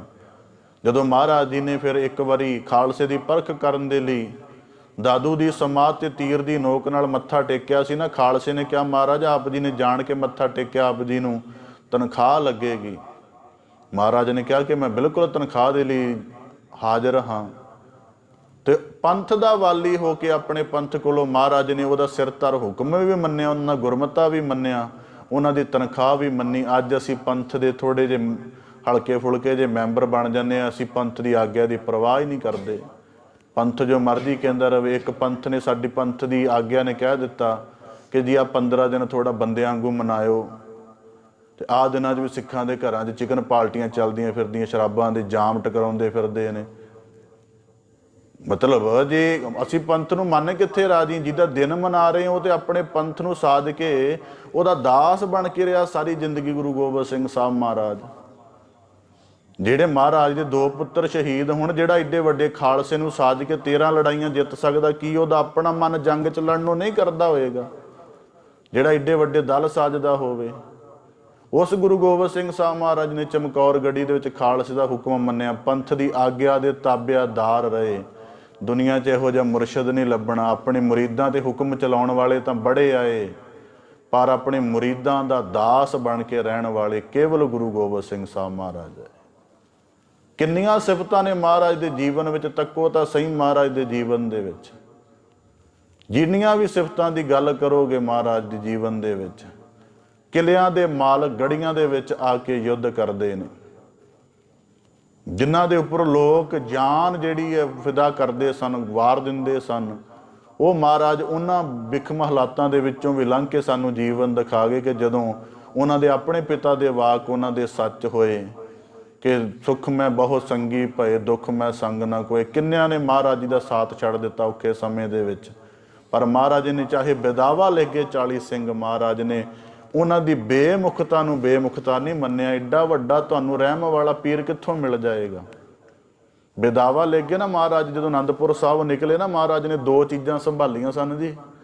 ਬਾਕੀ ਠੀਕ ਆ, ਬੜਾ ਕੁਝ ਮਹਾਰਾਜ ਨੇ ਰੁੜਾ ਦਿੱਤਾ, ਬੜਾ ਕੁਝ ਦਬਾ ਦਿੱਤਾ, ਬੜਾ ਕੁਝ ਰਹਿਣ ਦਿੱਤਾ ਉੱਥੇ। ਇੱਕ ਔਰੰਗਜ਼ੇਬ ਦੀ ਕਾਗਜ਼ 'ਤੇ ਲਿਖੀ ਹੋਈ, ਗੱਤੇ ਦੇ ਉੱਪਰ ਲਿਖੀ ਹੋਈ ਕਸਮ, ਉਹ ਮਹਾਰਾਜ ਜੀ ਨੇ ਰੋਲ ਕਰਕੇ ਰੋਲ ਬਣਾ ਕੇ ਸੰਭਾਲੀ। ਤੇ ਇੱਕ ਮਹਾਰਾਜ ਨੇ ਆਪਣੇ ਸਿੰਘਾਂ ਦਾ ਲਿਖਿਆ ਹੋਇਆ ਬੇਦਾਵਾ ਸੰਭਾਲਿਆ, ਜਿਹੜਾ ਮਹਾਰਾਜ ਨੇ ਫਿਰ ਮੁਕਤਸਰ ਸਾਹਿਬ ਜਾ ਕੇ ਪਾੜਿਆ, ਜਿਹਨੂੰ ਅਸੀਂ ਟੁੱਟੀ ਗੰਢੀ ਕਹਿੰਦੇ ਆ। ਸਿੱਖ ਭਾਵੇਂ 100 ਵਾਰੀ ਤੋੜ ਲੈ, ਗੁਰੂ ਨਹੀਂ ਤੋੜਦਾ। ਗੁਰੂ ਨੂੰ ਪਤਾ ਮੈਂ ਗੰਢ ਹੀ ਲੈਣਾ ਇਹਨਾਂ ਨੂੰ ਦੁਬਾਰਾ। ਇਹ ਮਿਲੇਗਾ ਕਿਤੇ ਤੁਹਾਨੂੰ ਜ਼ਿੰਦਗੀ ਦੇ ਵਿੱਚ? ਦੁਨੀਆ ਦੀ ਤਵਾਰੀਖਾਂ ਫੋਲ ਕੇ ਦੇਖੋ, ਜਿੰਨੇ ਮਰਜ਼ੀ ਨੁਕਤਿਆਂ ਤੋਂ। ਲਾਲਾ ਦੌਲਤ ਰਾਏ ਨੇ ਕਿਹਾ, ਇਸ ਕਰਕੇ ਇਕਬਾਲ ਵਰਗਾ ਵੀ ਕਹਿ ਦਿੰਦਾ, ਕਰਤਾਰ ਕੀ ਸੌਗੰਧ ਹੈ, ਨਾਨਕ ਕੀ ਕਸਮ ਹੈ, ਜਿਤਨੀ ਪੀ ਹੋ ਤਾਰੀਫ ਗੋਬਿੰਦ ਕੀ ਵੋ ਕੰਮ ਹੈ। ਕਹਿਣ ਲੱਗਾ ਜਿੰਨੀ ਮਰਜ਼ੀ ਮੈਂ ਸਿਫਤ ਕਰ ਲਾਂ, ਅੱਲਾ ਯਾਰ ਖਾਂ ਜੋਗੀ ਕਹਿੰਦਾ ਹੈ। ਕਹਿਣ ਲੱਗਾ ਜ਼ਮਾਨਾ ਕਰੇ ਯਕੀਨ ਤੋਂ ਯਕੀਨ ਹੈ, ਕਹਿ ਦੋ ਗੁਰੂ ਗੋਬਿੰਦ ਸਿੰਘ ਜੀ ਕਾ ਸਾਨੀ ਹੀ ਨਹੀਂ ਹੈ। ਕਹਿੰਦਾ ਕੋਈ ਸਾਨੀ ਲੱਭੇਗਾ ਕਿਸੇ ਪੱਖ ਤੋਂ, ਕੋਈ ਬਰਾਬਰੀ ਵਾਲਾ ਲੱਭੇਗਾ ਉਹਨਾਂ ਦੇ ਪੱਖ ਤੋਂ? नहीं लभेगा तुहानूं दुनिया दे विच। अपने शहीद पुत्रां दी शहादत ते जकारे लाउण वाला नहीं लभेगा। अपने छोटे लालां दी शहादत सुण के, माता दी शहादत सुण के रायकोट लम्मे जटपुरे बैठे महाराज सीस झुकाउंदे ने ते अनूरे कोलों साका सुण के एक हंझू भी उन्हां दे अख दे कोए चुभर के उत्थे समा जांदा। एडे वड्डे जबत दा मालक नहीं तुहानूं दुनिया दे तवार। इस करके निज रूप धारण करके अकाल पुरख प्रगटे ते साडा सुभाग है कि असीं उहदे खालसे पंथ दे वारस हां। अपने वर्गी अजीम शान महाराज सानूं दे के गए। जिक्र ये बहुत जरूरी करना बनदा। होर दुनिया के जिन्ने रहबर हैं जो भी हैं पूजनीक हैं सारे, पर वो अपने मुरीदां नूं अपने वर्गा नहीं साज सके। गुरु गोबिंद सिंह साहब महाराज जी ने साडे सिरां दे उपर जिहड़े केस हैं उन्होंने महाराज ने कहा यह मोहर है। तो इन्हां केसां दी मोहर दा महाराज जी ने किन्ना प्यार प्रगटाया ये सारे जानते। पीर बुद्धू शाह ने 2 पुत्र एक भरा ते 400 मरीद शहीद करवा के गुरु गोबिंद सिंह साहब महाराज जी कोलों केसां समेत कंघा मंगिया। चमकौर गढ़ी विच जाण लग्या महाराज जी ने जोड़ा उतार दिता ताकि शहीदां दे केसां दी उन्हां दे जिहड़े ककार पए ने गलां च उहदी बेअदबी ना होवे। बाणी दा आधार महाराज जी ने सानूं इन्ना दिता। फिर गुरियाई गुरु ग्रंथ दे लड़ जोड़िया। जिन्नियां मर्जी गुरु साहब जी दे जीवन दीयां सिफतां देखो, कोई अंत नहीं होएगा। दुनिया दे विच कल्ले गुरु गुरु होए ने, चेले नहीं होए। पर भाई गुरदास संघ जी कहते हैं वाह वाह गोबिंद सिंह आपे गुर चेला, कि दोवें जड़ियां अजीम जड़ियां सिखर दियां गल्लां गुरु गोबिंद सिंह च पूरियां नज़र आउंदियां हन। हुण मैं जिक्र करांगा कि भाई नंद लाल जी ने 55 शेर गंजनामा दे महाराज की सिफत विच कहे ने। कुछ शेरां दा आपां जिहड़ा है बड़े सारे गौलणयोग ने, पर समय की सीमा होने करके भाई नंद लाल जी सब तो कहते बरदो आलम शाह गुरु गोबिंद सिंह खसम रां या कहा गुरु गोबिंद सिंह। कहने लगा महाराज तू 2 आलम 2 जहाना का बादशाह है, 2 जहाना का बादशाह। कहते खसम रां या कहा कि तू दुश्मन की जान नूं कब्जे दे विच लैण वाला है। भाई नंद लाल जी आखदे ने दुश्मन की जान च महाराज नूं कब्जे च किवें लिया। जदों सैदे खां दुश्मन बन के आया, महाराज जी ने एक मेर की नज़र की, उन्हें अपनी जान का मालक गुरु गोबिंद सिंह साहब महाराज जी नूं जाणिया ते नमस्कार करके चला गया। सब तो वड्डा दुश्मन औरंगजेब बनया फिरदा। जदों महाराज जी ने जफरनामे की लिखत उन्होंने भेजी, वो गुरु गोबिंद सिंह साहब महाराज जी के बचनों की कैद में जकड़िया गया। कहने लगे खसम रां या कहा कादरे हर कार गुरु गोबिंद सिंह बेकसां राह यार गुरु गोबिंद सिंह। कहने लगे दुनिया दे विच हर ने आसरे का आसरा है। कश्मीरी पंडितों की फरियाद तो लैके गुरु गोबिंद सिंह साहब महाराज जी ज्योति जोत दिवस तक का हर दिन का इतिहास फॉलो, एक भी दिन ऐसा नहीं लभेगा कि जदों महाराज निआसरियां दा आसरा ना बने होण। जदों महाराज फिर कहते बेकसां रा यार गुरु गोबिंद सिंह, जिन्हों दुनिया च कोई साथी नहीं लभदा। लोग कहते तेरे यार नहीं बनना, तेरे नाल दोस्ती नहीं गंढनी। भाई नंद लाल जी कहते ओहदा आसरा ओहदा यार गुरु गोबिंद सिंह साहब हा। कहते धरती ते जिहड़ा पिया होया किणका कोई गली का कख भी कहता कि मेरा कोई दोस्त नहीं। गुरु गोबिंद सिंह साहब महाराज गली के कखां दे नाल भी वफा ते दोस्ती पालदा। एडा वड्डा दोस्त है गुरु गोबिंद सिंह। फिर भाई नंद लाल जी आखदे ने कि महाराज जिन्हां ने तैनूं परम रूप च तक्या, नूर दर हर चश्म गुरु गोबिंद सिंह, रूह दर हर जिस्म गुरु गोबिंद सिंह। तू भाई कन्हैया वर्गियां नूं बख्शिश कीती, भाई दया सिंह वर्गियां नूं, ते उन्होंने तैनूं हर आकार हर रूप हर जिस्म के अंदर देख लिया, तू सब पासे रमिया है। फिर भाई नंद लाल जी नाजरीने रूए गुरु गोबिंद सिंह, मस्त हक दर कुए गुरु गोबिंद सिंह। भाई नंद लाल जी कहते महाराज सूरज नूं देखीए तो अखां झमकणियां पैंदियां हन, पर महाराज जदों तेरे वल नैण लगदे ने इन्ने मस्त हो जांदे ने, तू पता नहीं अपने नेत्रां दी देखणी दे नाल जिवें तेरे नेत्रां दे विच कोई समा जावे। कहण लगे इंज हन हक राधा गहर गुरु गोबिंद सिंह, फैजे हक बहर गुरु गोबिंद सिंह। फिर एक भाई नंद लाल जी ने बड़ा कमाल का जिक्र किया, सारे वाचण वाले ने सारे याद ने, समय की बड़ी सीमा।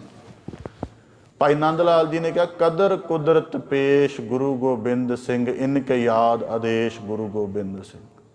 ਕਿਹਾ ਜਿਹੜੀ ਕੁਦਰਤ ਹੈ ਨਾ ਮਹਾਰਾਜ, ਇਹ ਤੇਰੇ ਹੁਕਮ 'ਚ ਚੱਲਣਾ ਚਾਹੁੰਦੀ ਹੈ, ਤੇ ਤੁਸੀਂ ਇਹਦੀ ਸਾਰੀ ਸਿਰਜਣਾ ਦੇ ਮਾਲਕ ਹੋ। ਇੱਕ ਫਿਰ ਉਹਨਾਂ ਨੇ ਬੜਾ ਕਮਾਲ ਦਾ ਕਿਹਾ ਭਾਈ ਨੰਦ ਲਾਲ ਜੀ ਨੇ, ਇਹ ਵੀ ਬੜਾ ਸਮਝਣ ਵਾਲਾ, ਮੈਂ ਥੋੜਾ ਸਮਾਂ, ਕਹਿੰਦੇ ਖਾਸ ਗਾਂ ਬਰ ਪਾਏ ਗੁਰੂ ਗੋਬਿੰਦ ਸਿੰਘ, ਕੁਦਸੀਆਂ ਬਾਹਰ ਆਏ ਗੁਰੂ ਗੋਬਿੰਦ ਸਿੰਘ।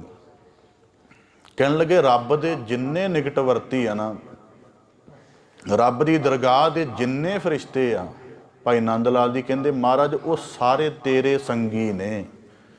ਮਤਲਬ ਜਿੰਨੇ ਮਹਾਰਾਜ ਜੀ ਦੇ ਨਾਲ ਜੰਗਾਂ ਯੁੱਧਾਂ ਵਿੱਚ ਲੜੇ, ਜੋ ਸੇਵਾ ਕਮਾਈਆਂ, ਭਾਈ ਨੰਦ ਲਾਲ ਜੀ ਕਹਿੰਦੇ ਆਮ ਬੰਦੇ ਨਹੀਂ ਹੈਗੇ, ਚਾਹੇ ਮੋਤੀ ਰਾਮ ਵਰਗੇ ਸੇਵਾ ਕਮਾਉਂਦੇ ਨੇ, ਗਨੀ ਖਾਂ ਨਬੀ ਖਾਂ ਵਰਗੇ ਕਮਾਉਂਦੇ ਨੇ, ਕੋਈ ਵੀ ਜਿੰਨੇ ਵੀ ਗੁਰੂ ਗੋਬਿੰਦ ਸਿੰਘ ਸਾਹਿਬ ਮਹਾਰਾਜ ਦੇ ਸਫ਼ਰਾਂ ਦੇ ਵਿੱਚ ਕਿਸੇ ਨਾ ਕਿਸੇ ਢੰਗ ਨਾਲ ਜੁੜੇ, ਕਹਿੰਦੇ ਖਾਸ ਗਾਂ ਬਰ ਪਾਏ, ਇਹ ਸਾਰੇ ਰੱਬੀ ਦਰਗਾਹ ਦੇ ਫਰਿਸ਼ਤੇ ਹਨ।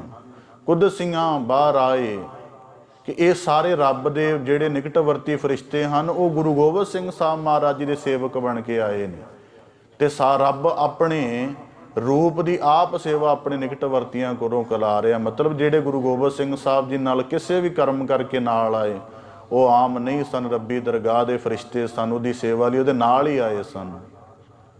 ਅੱਜ ਜਿਹੜੀ ਸੰਤਾਨ ਨੂੰ ਜਨਮ ਦਿੱਤਾ ਉਹ ਮੰਨਦੀ ਨਹੀਂ ਤੁਹਾਡੀ ਗੱਲ, ਪਰ ਗੁਰੂ ਗੋਬਿੰਦ ਸਿੰਘ ਮਹਾਰਾਜ ਦੀ ਸੰਤਾਨ, ਰੱਬ ਦੇ ਫਰਿਸ਼ਤੇ 4 ਸਾਹਿਬਜ਼ਾਦੇ, ਉਹ ਆਗਿਆ ਮੰਗਦੇ ਮਹਾਰਾਜ ਸਾਨੂੰ ਖੁਦ ਭੇਜੋ।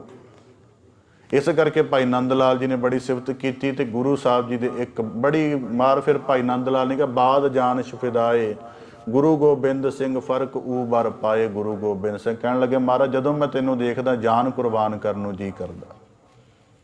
ਸ਼ਾਹੇ ਸ਼ਹਿਨਸ਼ਾਹ ਬਾਦਸ਼ਾਹ ਦਰਵੇਸ਼ ਰਹਾ ਮੁਲ ਰਹਾਮ ਤੇਗ ਰਾਫਨ ਤਹਾ ਤਾਲਬੋ ਮਤਲੂਬ ਹਕਰਾ ਮਹਿਬੂਬ। ਮਹਾਰਾਜ ਕਿੰਨੇ ਸ਼ੇਰ ਵਰਤੇ ਭਾਈ ਨੰਦ ਲਾਲ ਜੀ ਨੇ। ਹੁਣ ਭਾਈ ਗੁਰੂ ਸਾਹਿਬ ਜੀ ਦੇ ਇੱਕ ਮਹਾਨ, ਜਿਨ੍ਹਾਂ ਦਾ ਜੀਵਨ ਬੜਾ ਲਾਭ ਮਿਸਾਲ ਹੈ, ਭਾਈ ਜੈਤਾ ਜੀ, 9ਵੇਂ ਪਾਤਸ਼ਾਹ ਦਾ ਸੀਸ ਲਿਆਏ ਤੇ ਝੱਖੀਆਂ ਪਿੰਡ ਦੀ ਜੂਹ ਵਿੱਚ ਮਹਾਰਾਜ ਵੱਲੋਂ ਲੜਦਿਆਂ ਹੋਇਆਂ ਸ਼ਹੀਦ ਹੋ ਗਏ ਮਲਕਪੁਰ ਰੰਗੜਾਂ ਦੇ ਨੇੜੇ ਭਾਈ ਜੈਤਾ ਜੀ, ਬਾਬਾ ਜੀਵਨ ਸਿੰਘ ਜੀ। ਉਹਨਾਂ ਨੇ ਇੱਕ ਗ੍ਰੰਥ ਲਿਖਿਆ ਸ੍ਰੀ ਗੁਰ ਕਥਾ। ਬੜੇ ਵੱਡੇ ਉਹ ਕਵੀ ਸਨ, ਸੰਗੀਤ ਦੇ ਬੜੇ ਧਨੱਗੇ ਸਨ, ਬੜੇ ਸ਼ਾਸਤਰੀ ਸੰਗੀਤ ਦੇ ਗੁਰੂ, ਬੜੇ ਵੱਡੇ ਗੁਰਬਾਣੀ ਦੇ ਗਿਆਤਾ ਕਵੀ ਸੁਭਾਅ ਸਨ ਭਾਈ ਜੈਤਾ ਜੀ। ਉਹਨਾਂ ਨੇ ਆਪਣੇ ਜੈਤੇ ਵਿੱਚ ਲਿਖਿਆ, ਗੁਰੂ ਆਪਣੇ ਗ੍ਰੰਥ ਵਿੱਚ ਲਿਖਿਆ ਕਿ ਮਹਾਰਾਜ ਤੁਸੀਂ ਪਾਰਸ ਹੋ, ਜੈਤੇ ਤਾਰਨ ਹਾਰ ਗੁਰੂ ਗੁਰ ਤਾਰ ਦੀਏ ਰੰਗ ਰੇਟੜੇ, ਗੁਰ ਪਾਰਸ ਕੇ ਕਰ ਦੀਏ ਰੰਗ ਰੇਟੜੇ ਗੁਰ ਬੇਟੜੇ। ਕਹਿਣ ਲੱਗਾ ਜਦੋਂ ਪਹਿਲਾਂ ਮਹਾਰਾਜ ਤੁਹਾਡੀ ਆਮਦ ਤੋਂ ਪਹਿਲਾਂ ਰੰਗਰੇਟਾ ਸ਼ਬਦ ਜਿਹੜਾ ਸੀ ਨਾ, ਉਹ ਬੜਾ ਖਤਰਨਾਕ ਸ਼ਬਦ ਸੀ। ਮਤਲਬ ਬੜਾ ਰੰਗਰੇਟੇ ਸ਼ਬਦ ਆ, ਜੇ ਚਲੋ ਆਪਾਂ ਨਹੀਂ ਅਰਜ਼ ਕਰ ਸਕਦੇ, ਜੇ ਅੱਜ ਵੀ ਪਿਛੋਕੜ ਵਾਚੋਗੇ ਨਾ ਤਾਂ ਉਹ ਬੜਾ ਜਿਹੜਾ ਹੈ ਕਸ਼ਟਦਾਇਕ ਹੈ ਥੋੜਾ ਜਿਹਾ। ਮਤਲਬ ਆਤਮ ਸਨਮਾਨ ਨੂੰ ਰੌਂਦ ਦੇਣ ਵਾਲਾ ਸ਼ਬਦ ਹੈ ਰੰਗਰੇਟਾ। ਪਰ ਕਹਿਣ ਲੱਗੇ ਮਹਾਰਾਜ ਜਿਸ ਦਿਨ ਤੇਰੀ ਮਿਹਰਾਮਤ ਦੇ ਨਾਲ ਗੁਰ ਬੇਟੇ ਕਹਿ ਦਿੱਤਾ, ਉਸ ਦਿਨ ਤੋਂ ਬਾਅਦ ਇਹ ਪੂਜਨੀਕ ਬਣ ਗਏ। ਤੂੰ ਪਾਰਸ ਹੈ। ਜਿਹੜੇ ਰੰਗਰੇਟਿਆਂ ਨੂੰ ਲੋਕੀ ਤਿਰਸਕਾਰ ਕਰਦੇ ਸਨ, ਉਹ ਤੇਰੀ ਮਾਣ, ਤੇਰੀ ਕਰਕੇ ਮਾਣ ਦੇ ਪਾਤਰ ਬਣ ਗਏ। ਇਸ ਕਰਕੇ ਮਹਾਰਾਜ ਤੂੰ ਪਾਰਸ ਹੈ, ਲੋਹੇ ਨੂੰ ਸੋਨਾ ਕਰ ਦਿੰਦਾ। ਭਾਈ ਜੈਤਾ ਜੀ ਨੇ ਆਪਣੇ ਗ੍ਰੰਥ 'ਚ ਲਿਖਿਆ ਹੋਇਆ ਸ੍ਰੀ ਗੁਰ ਕਥਾ ਦੇ ਵਿੱਚ, ਗੁਰੂ ਗੋਬਿੰਦ ਸਿੰਘ ਸਮ ਅਵਤਾਰ ਨੇ ਚੋ ਜੁਗਨ ਮੈਂ ਹਰਜੂ ਪ੍ਰਗਟਾਈ, ਜਿਨ ਦੀਨਨ ਕਾ ਅਤਹੇਤ ਕੀਆ ਔ ਦੁਸ਼ਟਨ ਕੋ ਜਿਨ ਖੇਤ ਰਹਾਈ, ਮ੍ਰਿਤਕ ਸੁਰਜੀਤ ਕੀਏ ਤਿਸਨੇ ਅਸਕਤ ਪੁਜੇ ਜਿਨ ਸ਼ਕਤੀ ਪਾਈ, ਜਿਨ ਸਿੰਘ ਕੀਏ ਸਰਕਾਲ ਜਿਤੇ ਅਰ ਜੈ ਤੇ ਗੰਗ ਜੈ ਤੇ ਗੰਗਾਈ, ਰਸ ਬੀਰ ਦਿਆ ਜਿਨ ਕਟਕਨ ਕਿਉ ਰਣ ਅਟਕਲ ਬਾਜੇ ਸਿਉ ਟਕਰਾਈ, ਜੈ ਜੈ ਗੋਬਿੰਦ ਸਿੰਘ ਗੁਰੂ ਜੈ ਜੈ ਗੋਬਿੰਦ ਗੁਰ ਰਘੁਰਾਈ। ਭਾਈ ਜੈਤਾ ਜੀ ਨੇ ਕਿਹਾ ਹੋਇਆ ਆਪਣੇ ਗ੍ਰੰਥ ਦੇ ਵਿੱਚ, ਉਹਦੇ ਵਿੱਚ ਉਹਨਾਂ ਨੇ ਬੜਾ ਕਮਾਲ ਦਾ ਜ਼ਿਕਰ ਕੀਤਾ ਹੈ। ਜੋ ਨਰ ਇੱਛਤ ਹੈ ਮਨ ਫਲ ਤੇ ਗੁਰੂ ਗੋਬਿੰਦ ਸਿੰਘ ਸਰਨ ਪਰੈ ਹੈ। ਕਹਿਣ ਲੱਗਾ ਜਿਹਨੇ ਮਨ ਇੱਛਤ ਫਲ ਚਾਹੀਦੇ ਸ਼ਰਨ ਪੈ ਜੋ, ਭਾਈ ਜੈਤਾ ਜੀ ਕਹਿੰਦੇ। ਉਸ ਤੋਂ ਅੱਗੇ ਆਖਦੇ ਹਨ ਕਿ ਜੋ ਮਨ ਇੱਛਤ ਹੈ ਜੁਦ ਨਰ ਜੂਝ ਪਇਓ ਤੇ ਸਰਨ ਪਰੈ ਕੇ ਜੂਝ ਮਰੈ। ਜਿਹੜਾ ਚੜ ਕੇ ਆਵੇਗਾ ਫਿਰ ਮਰਨ ਉਹਦੀ ਮੌਤ ਨਸੀਬ ਹੋਵੇਗੀ। ਜ਼ਿਕਰ ਕਰਦਾ ਗੁਰੂ ਗੋਬਿੰਦ ਸਿੰਘ ਸਾਹਿਬ, ਗੁਰੂ ਗੋਬਿੰਦ ਸਿੰਘ ਜੈਸ ਬਲੀ ਨਹਿ ਧਰ ਪੈ, जिन चटकन बाजे स्यों लरे हैं। कि गुरु गोबिंद सिंह साहब वर्गा बड़ी ने लभना ਜਿਹੜਾ ਚਿੜੀਆਂ ਦੇ ਨਾਲ ਬਾਜਾਂ ਨੂੰ ਤੜਾ ਦਿੰਦਾ ਹੈ। ਇਸ ਕਰਕੇ ਭਾਈ ਜੈਤਾ ਜੀ ਕਹਿੰਦੇ ਨਹਿ ਕਹਿ ਸਕੂ ਨਹਿ ਵਰਨ ਸਕੂੰ ਮਹਿਮਾ ਗੁਰ ਕੀ, ਨਹਿ ਵਰਨ ਸਕੂੰ ਮਹਿਮਾ ਗੁਰ ਕੀ, ਜੋਏ ਹੋਏ ਤੇ ਹੋਰ ਪਰੈ। ਕਹਿਣ ਲੱਗਾ ਹੋਰ ਕਵਾਂ ਗਾਂਗਾ ਵੱਧਦੀ ਜਾਂਦੀ ਭਾਈ ਜੈਤਾ ਜੀ ਆਖਦੇ।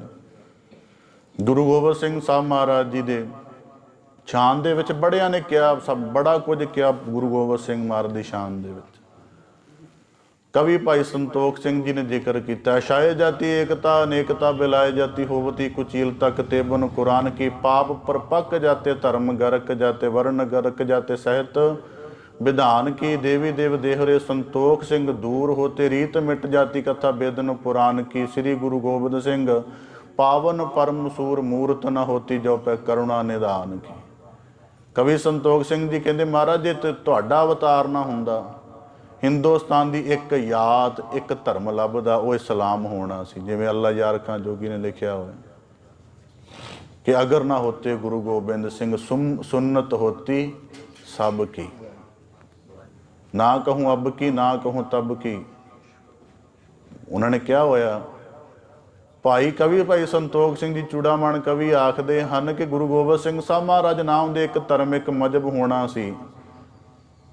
आ जिहड़े देहरे लभदे फिरदे हन, मंदिरां दे टल खड़कदे फिरदे हन, मत्थियां ते तिलक तेड़ धोतियां हन, गलां विच जनेऊ हन, ये कहण लगे सब दूर होने से नज़र ही नहीं से आने। औरंगजेब ने कीती सी जिन्नी अत्याचार, जे नवें पातशाह दा सीस ना लगदा ते नहीं सी रहना कुछ। जिन्हें 12,000 मंदिर हिंदुओं का एक साल दे विच ढा दिता, उन्हें रहन के दिता होवेगा जिहड़ा हर रोज़ एक मन के करीब जनेऊ ला के तोल के ते फिर शाम की रोटी खांदा सी, उन्हें धर्म रहन कित्थे देना सी।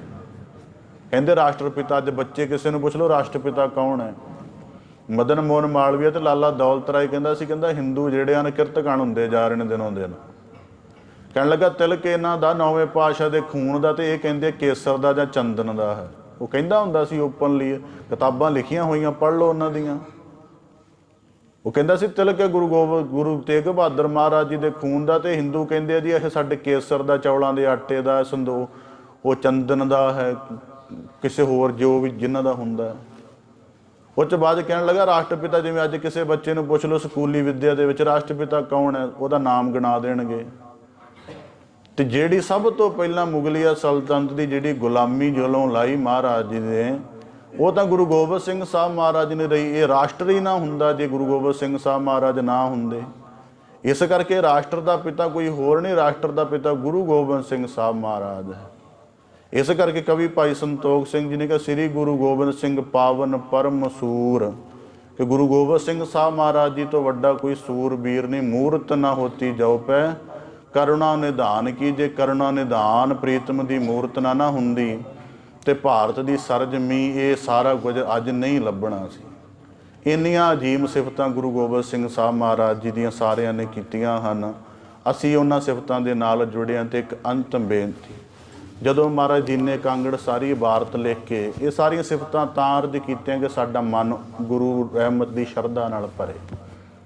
जदों महाराज पहुँच गए ना तलवंडी साबो, उत्थे गुरु साहब जी दे महल वापस आए।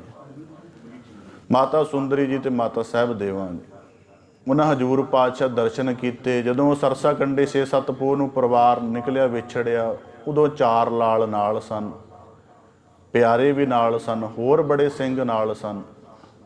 जदों मातावां ने उत्थे देखिया कि परिवार का कोई जी जिहड़ा महाराज जी दे नाल आनंदपुर साहब तो निकलिया नहीं नज़र आ रहा, तो उन्होंने कहा महाराज पुत्र कित्थे ने? माता सुंदरी जी का साहिबजादा सी बाबा जीत सिंह, साहिबजादा जीत सिंह।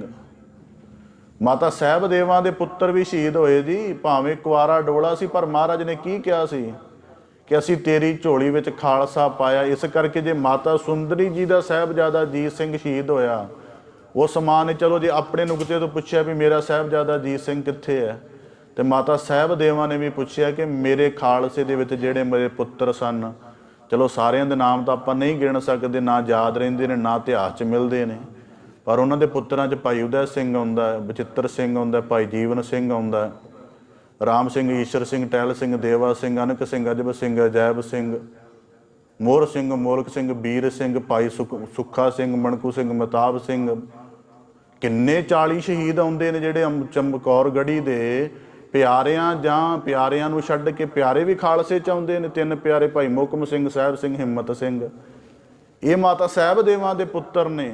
ਮਾਤਾ ਸੁੰਦਰੀ ਨੇ ਜੇ ਸਵਾਲ ਕੀਤਾ ਕਿ ਮਹਾਰਾਜ ਮੇਰਾ ਸਾਹਿਬਜ਼ਾਦਾ, ਭਾਵ ਕਿ ਭਾਵੇਂ ਉਹਨਾਂ ਮਤਾਵਾਂ ਵਾਲੀ ਸਾਰੇ ਸਾਂਝੇ ਨੇ, ਪਰ ਜੇ ਅਸੀਂ ਵੱਖਰੀ ਵੱਖਰੀ ਤੁਹਾਡੀ ਗੱਲ ਪਰਟੀਕੂਲਰ ਕਰਨੀ ਹੋਵੇ ਤੇ ਮਾਤਾ ਸੁੰਦਰੀ ਨੇ ਕਿਹਾ ਮਹਾਰਾਜ ਸਾਹਿਬਜ਼ਾਦਾ ਅਜੀਤ ਸਿੰਘ ਕਿੱਥੇ ਹੈ ਜਾਂ ਬਾਕੀ ਸਾਹਿਬਜ਼ਾਦੇ ਕਿੱਥੇ ਨੇ? ਤੇ ਮਾਤਾ ਸਾਹਿਬ ਦੇਵੇ ਨੇ ਕਿਹਾ ਕਿ ਮੇਰੇ ਖਾਲਸੇ ਦੇ ਉਹ ਸੂਰਬੀਰ ਪੁੱਤਰ ਮਹਾਰਾਜ ਜਿਹੜੀ ਹਰ ਵੇਲੇ ਤੇਰੀ ਸਭਾ ਦੀ ਸ਼ਾਨ ਹੁੰਦੇ ਸਨ, ਜਿਨ੍ਹਾਂ ਨੂੰ ਦੇਖ ਕੇ ਕਾਇਰਾਂ ਦੇ ਦਿਲ ਕੰਬਦੇ ਸਨ, ਪਹਾੜੀਏ ਜਿਨ੍ਹਾਂ ਤੋਂ ਖੌਫ ਖਾਂਦੇ ਸਨ, ਉਹ ਮਹਾਰਾਜ ਨਜ਼ਰ ਨਹੀਂ ਆ ਰਹੇ। ਤੇ ਮਹਾਰਾਜ ਦੇ ਸਾਹਮਣੇ ਨਾ ਉਸ ਵਕਤ 60 ਕੁ ਸਿੰਘ ਬੈਠੇ ਸਨ ਤਲਵੰਡੀ ਸਾਬੋ ਦੀ ਧਰਤੀ ਤੇ। ਮਹਾਰਾਜ ਨੇ ਕਿਹਾ ਸੀ ਵੀ ਉਹ ਸਾਰੇ ਧਰਮ ਦੇ ਲੇਖੇ ਲੱਗੇ ਨੇ, ਪਰ ਜੇ ਤੁਸੀਂ ਪੁੱਤਰਾਂ ਦੀ ਗੱਲ ਕਰਦੇ ਹੋ, ਗੁਰੂ ਸਾਹਿਬ ਜੀ ਨੇ ਜਿਹੜੇ ਵਾਕਿਆ ਉਹਨੂੰ ਸਾਰਿਆਂ ਨੂੰ ਯਾਦ ਹਨ। ਇਨ ਪੁੱਤਰਨ ਕੇ ਸੀਸ ਪਰਵਾਰ ਦੀਏ ਸੁੱਤ ਚਾਰ। ਅੱਜ ਕਿਸੇ ਨੂੰ ਪੁੱਛ ਲਓ ਵੀ ਜ਼ਿੰਦਗੀ 'ਚ ਸਰਵਾਰਨਾ ਕਿੰਨੇ ਕੁ ਦਾ ਕੀਤਾ ਜੇ, ਪੁੱਛੋ ਕਿਸੇ ਨੂੰ ਬੰਦੇ ਨੂੰ। ਕੋਈ ਮੇਰੇ ਹਿਸਾਬ ਨਾਲ ਬਹੁਤ ਅਮੀਰ ਬੰਦਾ ਵੀ ਹੈ ਤੇ ਵੱਧ ਤੋਂ ਵੱਧ 2000 ਦਾ ਨੋਟ ਪਿੱਛੇ ਜੇ ਆਇਆ ਸੀ, ਉਹਦਾ ਸਰਵਾਰਨਾ ਕਿਤੇ ਕਿਤੇ ਹੋਇਆ ਹੋਣਾ। ਮਤਲਬ 2000 ਦਾ, ਵੈਸੇ ਤਾਂ 10 ਰੁਪਈਆਂ ਦਾ ਹੀ ਕਰਦੇ ਨੇ ਜਾਂ 20 ਦਾ ਕਰਦੇ ਨੇ। ਜੇ ਕੋਈ ਬਹੁਤਾ ਅਮੀਰ ਹੋਵੇ ਥੋੜ੍ਹਾ ਜਿਹਾ, ਉਹ 2000 ਦਾ। ਜਾਂ ਮੈਂ ਕੁਝ ਥਾਵਾਂ 'ਤੇ ਸਰਵਾਰਨੇ ਜਿਹੜੇ ਹਨ ਉਹ ਗਹਿਣਿਆਂ ਦੇ ਵੀ ਦੇਖੇ ਹਨ, ਵੀ ਗਹਿਣੇ ਮਤਲਬ ਚੰਗੀ ਕੋਈ ਡਾਇਮੰਡ ਦਾ ਬਣਿਆ ਹੋਇਆ ਹਾਰ ਜਿਹਾ ਸਿਰ ਤੋਂ ਵਾਰ ਕੇ ਫੜਾਤਾ, ਜਿਹੜਾ ਲਾਗੇ ਲਾਗੀ ਹੁੰਦਾ ਉਹਨੂੰ। ਮੈਂ ਦੇਖਿਆ ਹੋਇਆ ਇਹੋ ਜਿਹੇ ਵਿਆਹ ਵੀ। ਪਰ ਮਹਾਰਾਜ ਕੀ ਕਹਿੰਦੇ, ਇਨ ਪੁੱਤਰਨ ਕੇ ਸੀਸ ਪਰ।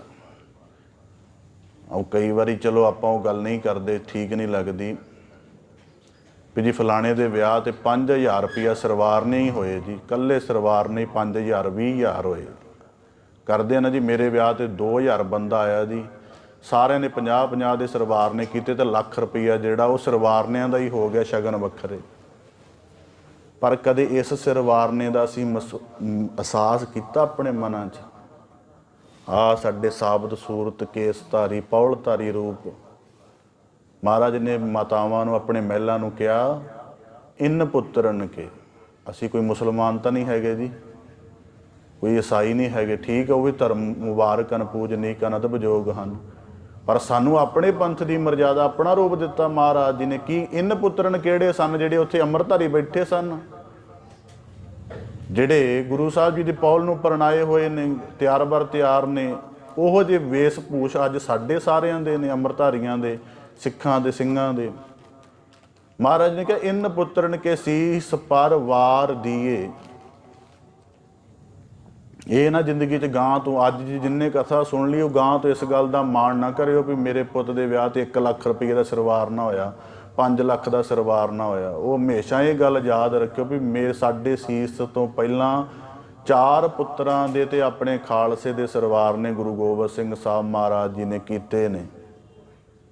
ਇਹ ਸਰਵਾਰਨੇ ਯਾਦ ਰੱਖਿਓ, ਬਾਕੀ ਸਾਰੇ ਸਰਵਾਰਨੇ ਭਾਵੇਂ ਭੁੱਲ ਜਾਇਓ। ਜਿਹੜਾ ਇਹ ਸਰਵਾਰਨਾ ਭੁੱਲ ਗਿਆ ਉਹ ਸਿੱਖ ਨਹੀਂ ਰਹੇਗਾ ਜੀ, ਮੈਂ ਸਪਸ਼ਟ ਕਹਿ ਦਿਆਂ। ਕਿਉਂਕਿ ਜਿਹਨੂੰ ਗੁਰੂ ਦੀ ਰਹਿਮਤ ਦਾ ਅਹਿਸਾਸ ਹੀ ਭੁੱਲ ਜਾਏ ਨਾ, ਮਾਂ ਪਿਓ ਬੱਚੇ ਨੂੰ ਪਾਲਦੇ ਨੇ ਤਾਂ ਇਹ ਨਹੀਂ ਕਹਿੰਦੇ ਵੀ ਤੂੰ ਮੇਰੇ ਵਾਂਗ ਹੀ ਉੱਪਰ ਸੂਤ ਦੀ ਪੀੜਾ ਨੂੰ ਯਾਰ। ਉਹ ਸਿਰਫ ਕਹਿੰਦੇ ਤੂੰ ਅਦਬ ਰੱਖ, ਤੂੰ ਸਾਡੀ ਗੱਲ ਯਾਦ ਰੱਖ, ਤੇ ਤੇਰੇ ਅੰਦਰ ਉਹ ਸਤਿਕਾਰ ਦੀ ਤਮੀਜ਼ ਰਵੇ। ਗੁਰੂ ਗੋਬਿੰਦ ਸਿੰਘ ਸਾਹਿਬ ਮਹਾਰਾਜ ਜੀ ਨੇ ਜੋ ਲਾਭ ਮਿਸਾਲ ਕਰਨਾ ਸੀ ਉਹ ਕਰ ਦਿੱਤਾ। ਉਹ ਨਹੀਂ ਹੋਣਾ ਸਾਡੇ ਕੋਲੋਂ ਕਰੋੜਾਂ ਜਨਮ ਲੈ ਲਈਏ, ਪਰ ਉਹਦਾ ਅਦਬ ਸਾਡੇ ਮਨਾਂ 'ਚ ਰਹਿ ਜੇ। ਇਹ ਸਾਡੇ ਸਿੱਖ ਹੋਣ ਵਾਲੀ ਕਰਨੀ। ਇਹ ਸਰਵਾਰਨਾ ਜ਼ਰੂਰ ਯਾਦ ਰੱਖਿਓ। ਇਨ ਪੁੱਤਰਨ ਕੇ ਸੀਸ ਪਰ ਵਾਰ ਦੀਏ ਸੁੱਤ ਚਾਰ। ਚਾਰ ਮੁਏ ਤੋਂ ਕਿਆ ਹੁਆ ਜੀਵਤ ਕਈ ਹਜ਼ਾਰ। ਅੱਜ ਕਿੰਨੇ ਜਿਉਂ ਰਹੇ ਨੇ, ਕਿੰਨੇ ਜਿਉਂਦੇ ਰਹਿਣਗੇ, ਪਰ ਗੁਰੂ ਕਲਗੀਧਰ ਦਾ ਜਿਹੜਾ ਖਾਲਸਾ ਪਰਿਵਾਰ ਹੈ ਨਾ, ਅਸੀਂ ਉਹਦੇ 'ਚ ਵਾਧਾ ਨਹੀਂ ਕਰ ਰਹੇ। ਮੈਂ ਇਤਿਹਾਸ ਸਾਹਿਬ ਜੀ ਨੇ ਸੁਣਿਆ, ਕਿਰਪਾ ਰਾਮ ਪੰਡਤ ਆਇਆ ਸੀ ਕਸ਼ਮੀਰ ਮਟਨ ਤੋਂ ਚੱਲ ਕੇ ਮਹਾਰਾਜ ਕੋਲ। ਪਹਿਲਾਂ ਉਹ ਬ੍ਰਾਹਮਣ ਸੀ, ਚਮਕੌਰ ਦੀ ਜੰਗ ਦੇ ਜਿੱਦਣ ਉਹ ਸ਼ਹੀਦ ਹੋਇਆ, ਉਹਦਾ ਭਰਾ ਨਾਲ ਆਪ ਉਹ ਕਿਰਪਾ ਸਿੰਘ ਬਣਿਆ ਤੇ ਨਾਲ ਉਹਦਾ ਭਰਾ ਸਨਮੁਖ ਸਿੰਘ ਬਣਿਆ। ਦੋਵੇਂ ਭਰਾ ਸ਼ਹੀਦ ਹੋਏ, ਬ੍ਰਾਹਮਣ ਪਰਿਵਾਰ 'ਚੋਂ ਸਨ। ਅੱਜ ਸਿੱਖ ਪਰਿਵਾਰ ਦੇ ਹਾਲਤ ਕੀ ਹੈ, ਇਹ ਵਾਚਣਾ ਵੀ ਬਣਦਾ ਨਾ। ਇਤਿਹਾਸ ਇਕੱਲਾ ਮੁਲਾਂਕਣ ਵੀ ਤਾਂ ਕਰਨਾ ਹੁੰਦਾ ਨਾ ਉਹਦੇ 'ਚ, ਕਿ ਉਹ ਬ੍ਰਾਹਮਣ ਹੋ ਕੇ ਉਹਨਾਂ ਨੇ ਬਾਅਦ 'ਚ ਅੰਮ੍ਰਿਤ ਛਕੇ, ਮਹਾਰਾਜ ਦੇ ਦਲ ਵਿੱਚ ਸ਼ਾਮਲ ਹੋ ਕੇ ਪੀਰ ਬੁੱਧੂ ਸ਼ਾਹ ਵਰਗਿਆਂ ਨੇ, ਕੋਲ ਨਿਹੰਗ ਖਾਂ ਵਰਗਿਆਂ ਨੇ, ਗਨੀ ਖਾਂ ਨਬੀ ਖਾਂ ਵਰਗਿਆਂ ਨੇ, ਰਾਏ ਕੱਲੇ ਵਰਗਿਆਂ ਨੇ, ਸਾਰਿਆਂ ਨੇ ਮਹਾਰਾਜ ਦੇ ਦਲ ਦੇ ਵਿੱਚ ਸਾਰੇ ਸ਼ਾਮਲ ਹੋਏ। ਮੋਤੀ ਰਾਮ ਵਰਗਿਆਂ ਨੇ, ਦੀਵਾਨ ਟੋਡਰ ਮੱਲ ਵਰਗਿਆਂ ਨੇ, ਸਾਰਿਆਂ ਨੇ ਗੁਰੂ ਦੀ ਸਿਦਕੀ ਸਿੱਖੀ ਦੀ ਫੁਲਵਾੜੀ ਵਿੱਚ ਆਪਣਾ ਯੋਗਦਾਨ ਪਾਇਆ। ਤੇ ਜਿਨ੍ਹਾਂ ਨੂੰ ਜ਼ਿਆਦਾ ਨਵਾਜ਼ਿਸ਼ ਕੀਤੀ ਮਹਾਰਾਜ ਨੇ, ਕਹਿੰਦੇ ਉਹ ਆਪਣਾ ਬੱਚਾ ਅੱਜ ਗੁਰੂ ਗੋਬਿੰਦ ਸਿੰਘ ਦੀ ਫੁਲਵਾੜੀ 'ਚ ਭੇਜ ਹੀ ਨਹੀਂ ਰਹੇ। ਉਹ ਨਹੀਂ ਚਾਹੁੰਦੇ ਕਿ ਸਾਡਾ ਬੱਚਾ ਗੁਰੂ ਗੋਬਿੰਦ ਸਿੰਘ ਸਾਹਿਬ ਵਰਗਾ ਲੱਗੇ। ਭਾਈ ਗੁਰਦਾਸ ਜੀ ਨੇ ਗੱਲ ਕਹੀ ਹੈ, ਭਾਰੇ ਭੁਈ ਕਿਰਤ ਕਣ ਮੰਦੀ ਹੂੰ ਮੰਦੇ। ਗਰੀਬ ਰਹਿ ਲਓ, ਭੁੱਖੇ ਰਹਿ ਲਓ, ਰੜੇ ਰਹਿ ਲਓ, ਨੰਗ ਰਹਿ ਲਓ, ਕੁੱਲ ਦੁਨੀਆ ਦੇ ਜਿਹੜੇ ਹਨ ਤਾਨੇ ਮਿਹਣਿਆਂ ਦਾ ਭਾਰ ਸਿਰ 'ਤੇ ਸਹਿ ਲਓ, ਕੋਈ ਗੱਲ ਨਹੀਂ। ਪਰ ਜੇ ਗੁਰੂ ਗੋਬਿੰਦ ਸਿੰਘ ਸਾਹਿਬ ਮਹਾਰਾਜ ਜੀ ਦੀ ਨਜ਼ਰ ਦੇ ਅਨੁਸਾਰ ਅਸੀਂ ਕਿਰਤ ਕਣ ਰਹਿ ਗਏ ਤੇ ਇਹ ਧਰਤੀ ਫਿਰ ਸਾਨੂੰ ਥਾਂ ਨਹੀਂ ਦੇਵੇਗੀ। ਤੇ ਕਿਰਤ ਕਣ ਕੌਣ ਹੈ? ਜਿਨਨੇ ਪੌਲ ਵੀ ਵਸਾਰ ਦਿੱਤੀ, ਸਾਬਤ ਸੂਰਤ ਵੀ ਵਸਾਰ ਦਿੱਤਾ। ਤੇ ਉਸ ਤੋਂ ਵੱਡੀ ਗੱਲ, ਕੱਲੀ ਪੌਲ ਨਹੀਂ ਵਸਾਰੀ ਆਪਾਂ, ਕੱਲੇ ਸਾਬਤ ਸੂਰਤ ਨਹੀਂ ਵਸਾਰੀ, ਕੱਲੀ ਬਾਣੀ ਦਾ ਆਧਾਰ ਨਹੀਂ ਵਸਾਰਿਆ, ਅਸੀਂ ਇੱਕ ਹੋਰ ਗੱਲ ਵੀ ਵਸਾਰ ਦਿੱਤੀ ਵੀ ਜਿਨ੍ਹਾਂ ਦਿਨਾਂ 'ਚ ਗੁਰੂ ਦੀ ਗੱਲ ਹੁੰਦੀ ਹੈ, ਉਹ ਦਿਨਾਂ 'ਚ ਸਾਡੇ ਕੋਲ ਉੱਥੇ ਬਹਿਣ ਦੇ ਸਮੇਂ ਨਹੀਂ, ਉਹੋ ਜਿਹੇ ਦਿਲ ਨਹੀਂ ਰਹਿ ਗਏ ਸਾਡੇ ਕੋਲੋਂ ਗੁਰੂ ਦੀ ਗੱਲ ਸੁਣਨ ਲਈ। ਅਸੀਂ ਉਹਨਾਂ ਦਿਨਾਂ ਵਿੱਚ ਵੀ ਇੰਨੇ ਜ਼ਿਆਦਾ ਵਸਾਰ ਰਹੇ ਹਾਂ। ਮੈਂ ਜ਼ਿਕਰ ਕਰ, ਮੈਂ ਅੱਜ ਕਿਸੇ ਬਜ਼ੁਰਗ ਦੀ ਗੱਲ ਸੁਣ ਰਿਹਾ ਸਾਂ, ਪ੍ਰੋਫੈਸਰ ਹਰਪਾਲ ਸਿੰਘ ਪੰਨੂ ਯੂਨੀਵਰਸਿਟੀ ਦਾ ਪ੍ਰੋਫੈਸਰ ਹੈ। ਉਹ ਬੜੀਆਂ ਸਰਲ ਗੱਲਾਂ ਪਰ ਬੜੀਆਂ ਪਾਏਦਾਰ ਗੱਲਾਂ ਕਹਿੰਦਾ। ਉਹਦੀ ਗੱਲ ਮੈਨੂੰ ਕਿਸੇ ਨੇ ਭੇਜੀ। ਉਹ ਕਹਿਣ ਲੱਗਾ, ਜਿਹੜਾ ਆਪਣੇ ਵੱਡਿਆਂ ਨੂੰ ਨਿੰਦਦਾ ਨਾ, ਵੱਡਿਆਂ ਦਾ ਕੁਝ ਨਹੀਂ ਘਟਦਾ, ਪਰ ਉਹ ਆਪ ਛੋਟਾ ਹੋ ਜਾਂਦਾ। ਪਰ ਜਿਹੜਾ ਆਪਣੇ ਵੱਡਿਆਂ ਨੂੰ ਸਲਾਹੁੰਦਾ, ਵੱਡਿਆਂ ਨੂੰ ਯਾਦ ਰੱਖਦਾ, ਵੱਡਿਆਂ ਦੇ ਪੂਰਨਿਆਂ 'ਤੇ ਚੱਲਦਾ, ਵੱਡਿਆਂ ਦਾ ਕੁਝ ਨਹੀਂ ਜਾਂਦਾ, ਪਰ ਉਹਦਾ ਜੀਵਨ ਉੱਚਾ ਤੇ ਪੂਜਣਯੋਗ ਹੋ ਜਾਂਦਾ। ਜੇ ਅਸੀਂ ਪੂਜਣਯੋਗ ਹੋਣਾ ਚਾਹੁੰਦੇ ਹਾਂ ਨਾ, ਤਾਂ ਬਾਣੀਆਂ ਕਹਾਣੀਆਂ ਪੁੱਤ ਸਪੁੱਤ ਕਰੇਨ ਵਾਲਾ ਧਰਮ ਨਿਭਾਈਏ। ਇਹਨਾਂ ਗੱਲਾਂ, ਸਾਰੀਆਂ ਗੱਲਾਂ ਦੇ ਅਹਿਸਾਸ ਮਨਾਂ 'ਚ ਰੱਖੀਏ ਕਿ ਸਾਡੇ ਉੱਪਰ ਕਿੰਨੀਆਂ ਰਹਿਮਤਾਂ ਕੀਤੀਆਂ ਨੇ। ਉਹਨੇ ਸਾਡੇ ਸਰੀਰ ਦੇ ਰੋਮ ਨਹੀਂ ਹੈਗੇ ਜਿੰਨੀਆਂ ਮਹਾਰਾਜ ਦੀਆਂ ਰਹਿਮਤਾਂ ਨੇ, ਉਹਨੇ ਆਕਾਸ਼ 'ਚ ਤਾਰੇ ਨਹੀਂ ਹੈਗੇ ਜਿੰਨੇ ਮਹਾਰਾਜ ਦੇ ਪਰਉਪਕਾਰ ਨੇ। ਬਸ ਗੱਲ ਹੈ ਇਹਨਾਂ ਨੂੰ ਯਾਦ ਰੱਖਣ ਦੀ। 13 ਦਿਨ ਪੂਰੇ ਹੋ ਗਏ ਨੇ ਅੱਜ ਜੀ। 13 ਪੋਹ ਨੂੰ ਸਾਕਾ ਹੋਇਆ ਮਹਾਰਾਜ ਦਾ, 13ਵੀਂ ਜੰਗ ਸੀ ਚਮਕੌਰ ਦੀ, ਤੇ 13 ਦਿਨ ਹੀ ਇਹ ਕਥਾ ਮਹਾਰਾਜ ਜੀ ਦੀ ਆਪ ਜੀ ਦੇ ਸਨਮੁਖ ਅਰਜ ਕੀਤੀ ਹੈ, ਤੇ 13 ਹੀ ਮਹਾਰਾਜ ਨੇ ਤੋਲਿਆ ਸੀ। ਤੇ ਇਹ ਸਾਰੀ ਕਥਾ ਗੁਰੂ ਸਾਹਿਬ ਜੀ ਦੇ ਧਰਮ ਯੁੱਧ ਦੇ ਲਾਸਾਨੀ ਸਫ਼ਰਾਂ ਨੂੰ, ਜੰਗ ਚਮਕੌਰ ਨੂੰ, ਸਾਕਾ ਸਰਹੰਦ ਨੂੰ ਸਮਰਪਿਤ ਹੈ। ਗੁਰੂ ਮਹਾਰਾਜ ਕਿਰਪਾ ਕਰਨ, ਸੁਣਾਈ ਸਾਰੀ ਇਬਾਰਤ ਸਾਡੇ ਮਨਾਂ 'ਚ ਅੰਦਰ ਵਸੇ, ਤੇ ਬਾਦਸ਼ਾਹ ਦਰਵੇਸ਼ ਗੁਰੂ ਦੇ ਚਰਨਾਂ ਦਾ ਪਿਆਰ, ਉਹਦੀ ਯਾਦ, ਉਹਦੀਆਂ ਗਾਥਾਵਾਂ, ਉਹਦੇ ਚੋਜ, ਉਹਦੇ ਕੌਤਕ ਸਾਡੇ ਮਨ ਅੰਦਰ ਵਾਸ ਕਰਨ, ਤੇ ਸਾਡੇ ਅੰਦਰੋਂ ਸਿੱਖੀ ਪ੍ਰਫੁੱਲਤ ਹੋਵੇ। ਸਿੱਖੀ ਪ੍ਰਫੁੱਲਤ ਹੋਵੇ। ਮਹਾਰਾਜ ਜੀ ਨੇ ਸਾਰਾ ਪਰਿਵਾਰ ਦੇ ਕੇ ਕਿਹਾ ਸੀ, ਮੈਨੂੰ ਖੰਡੇ ਦੀ ਪੌਲ ਦਿਓ। ਅਸੀਂ ਗੁਰੂ ਚਰਨਾਂ ਅਰਦਾਸ ਕਰੀਏ, ਮਹਾਰਾਜ ਤੇ ਤੇਰੀ ਰਹਿਮਤ ਸਾਡੇ ਮਨਾਂ 'ਚ ਵਾਸ ਕਰੇ। ਕਵੀ ਭਾਈ ਸੰਤੋਖ ਸਿੰਘ ਜੀ ਨੇ ਕਿਹਾ ਨਾ, ਅਬ ਆਨ ਕੀ ਆਨ ਨਿਰਾਸ ਭਈ, ਕਲਗੀਧਰ ਬਾਸ ਕੀਓ ਮਨ ਮਾਹੀ। ਕਹਿਣ ਲੱਗੇ ਹੋਰਾਂ ਦੀ ਆਸ ਰਹਿ ਗਈ, ਹੁਣ ਕਲਗੀਧਰ ਨੇ ਮੇਰੇ ਮਨ 'ਚ ਵਾਸ ਕੀਤਾ ਹੈ। ਗੁਰੂ ਅੱਗੇ ਅਰਦਾਸ ਕਰੀਏ ਕਿ ਇਹਨਾਂ ਸਾਰੀਆਂ ਵਾਰਤਾਂ ਦੇ ਅਹਿਸਾਸ ਸਾਡੇ ਮਨਾਂ ਅੰਦਰ, ਦਿਲਾਂ ਅੰਦਰ ਧੜਕਣ, ਸਾਡੇ ਅੰਦਰ ਸਿੱਖੀ ਸਿਦਕ, ਸਿੱਖੀ ਜਜ਼ਬਾ, ਸਿੱਖੀ ਜੀਵਨ, ਸਿੱਖੀ ਸਮਰਪਣ, ਸਿੱਖੀ ਪ੍ਰੀਤ ਇਹ ਪੈਦਾ ਹੋਵੇ, ਤੇ ਅਸੀਂ ਉਜਲੇ ਮੁੱਖ ਲੈ ਕੇ ਗੁਰੂ ਦੀ ਬਾਰਗਾਹ ਦੇ ਵਿੱਚ ਬਿਰਾਜੀਏ। 19 ਦਸੰਬਰ ਤੋਂ ਲੈ ਕੇ 31 ਦਸੰਬਰ ਤੱਕ ਲੜੀਵਾਰ ਕਥਾ ਪੜਾਅ ਦਰ ਪੜਾਅ ਬੜੇ ਆਰਾਮ ਨਾਲ ਗੁਰੂ ਭੈ 'ਚ ਰਹਿ ਕੇ, ਪ੍ਰੀਤ 'ਚ ਰਹਿ ਕੇ ਆਪ ਜੀ ਦੇ ਸਨਮੁਖ ਅਰਜ ਕੀਤੀ ਹੈ ਜੀ। ਇੰਨੇ ਦਿਨ ਕਥਾ ਕਰਦਿਆਂ, ਗੁਰੂ ਦੀਆਂ ਕਥ ਕਹਾਣੀਆਂ ਕਥਦਿਆਂ ਹੋਈਆਂ ਬੇਅੰਤ ਭੁੱਲਾਂ ਚੁੱਕਾਂ ਦੀ ਖਿਮਾ ਜਾਚਨਾ ਦੀ। ਗੁਰੂ ਸਾਹਿਬ ਔਰ ਗੁਰੂ ਕੀ ਸੰਗਤ ਬਖਸ਼ਣ ਯੋਗ ਹੈ। ਜੋ ਉੱਤਮ ਕਥਿਆ ਗਿਆ ਉਹਨੂੰ ਗੁਰੂ ਕਾ ਜਾਣ ਕੇ ਆਪਣੇ ਹਿਰਦੇ ਅੰਦਰ ਵਸਾਉਣਾ, ਜੋ ਅਧੂਰਾ ਜਾਂ ਨਿਮਨ ਕਿਹਾ ਗਿਆ ਹੋਵੇ ਉਹਨੂੰ ਖਿਮਾ ਕਰਨੀ, ਅਰਦਾਸ ਕਰਨੀ, ਸੁਣਾਉਣ ਵਾਲੇ ਦੀ ਵੀ ਭਾਵਨਾ ਬਣੇ, ਸੁਰ ਸੁਣਾਉਣ ਦੇ ਵਿੱਚ ਪ੍ਰਵੀਨਤਾ ਵਧੇ, ਤੇ ਆਪਣੇ ਲਈ ਵੀ ਅਰਦਾਸ ਕਰਨੀ ਕਿ ਇਹਨਾਂ ਗਥਾਵਾਂ ਦਾ ਪਿਆਰ ਜ਼ਿੰਦਗੀ ਪਰ ਸਾਡੇ ਸਾਹਾਂ 'ਚ ਘੁਲਿਆ ਰਹੇ। ਕੋਟਾਨ ਕੋਟ ਧੰਨਵਾਦ ਸਤਿਗੁਰੂ ਸ੍ਰੀ ਗੁਰੂ ਗ੍ਰੰਥ ਸਾਹਿਬ ਮਹਾਰਾਜ ਜੀ ਦਾ। ਕੋਟਾਨ ਕੋਟ ਧੰਨਵਾਦ ਖਾਲਸਾ ਪੰਥ ਦੇ ਵਾਲੀ ਗੁਰੂ ਗੋਬਿੰਦ ਸਿੰਘ ਸਾਹਿਬ ਮਹਾਰਾਜ ਜੀ ਦਾ, ਔਰ ਗੁਰੂ ਕੀ ਸਾਜੀ ਨਵਾਜੀ ਸਾਧ ਸੰਗਤ ਜੀ ਦਾ ਗੁਰੂ ਮਿਹਰਮਤ ਕਰੇ ਸਾਰਿਆਂ ਨੂੰ ਇੰਜ ਹੀ ਨਵਾਜਦੇ ਰਹਿਣ। ਭੁੱਲਾਂ ਚੁੱਕਾਂ ਦੀ ਖਿਮਾ ਜਾਚਨਾ ਜੀ, ਬੜੇ ਅਦਬ ਸਹਿਤ ਗੱਜ ਕੇ ਫਤਿਹ ਅਰਜ ਕਰੋ ਜੀ।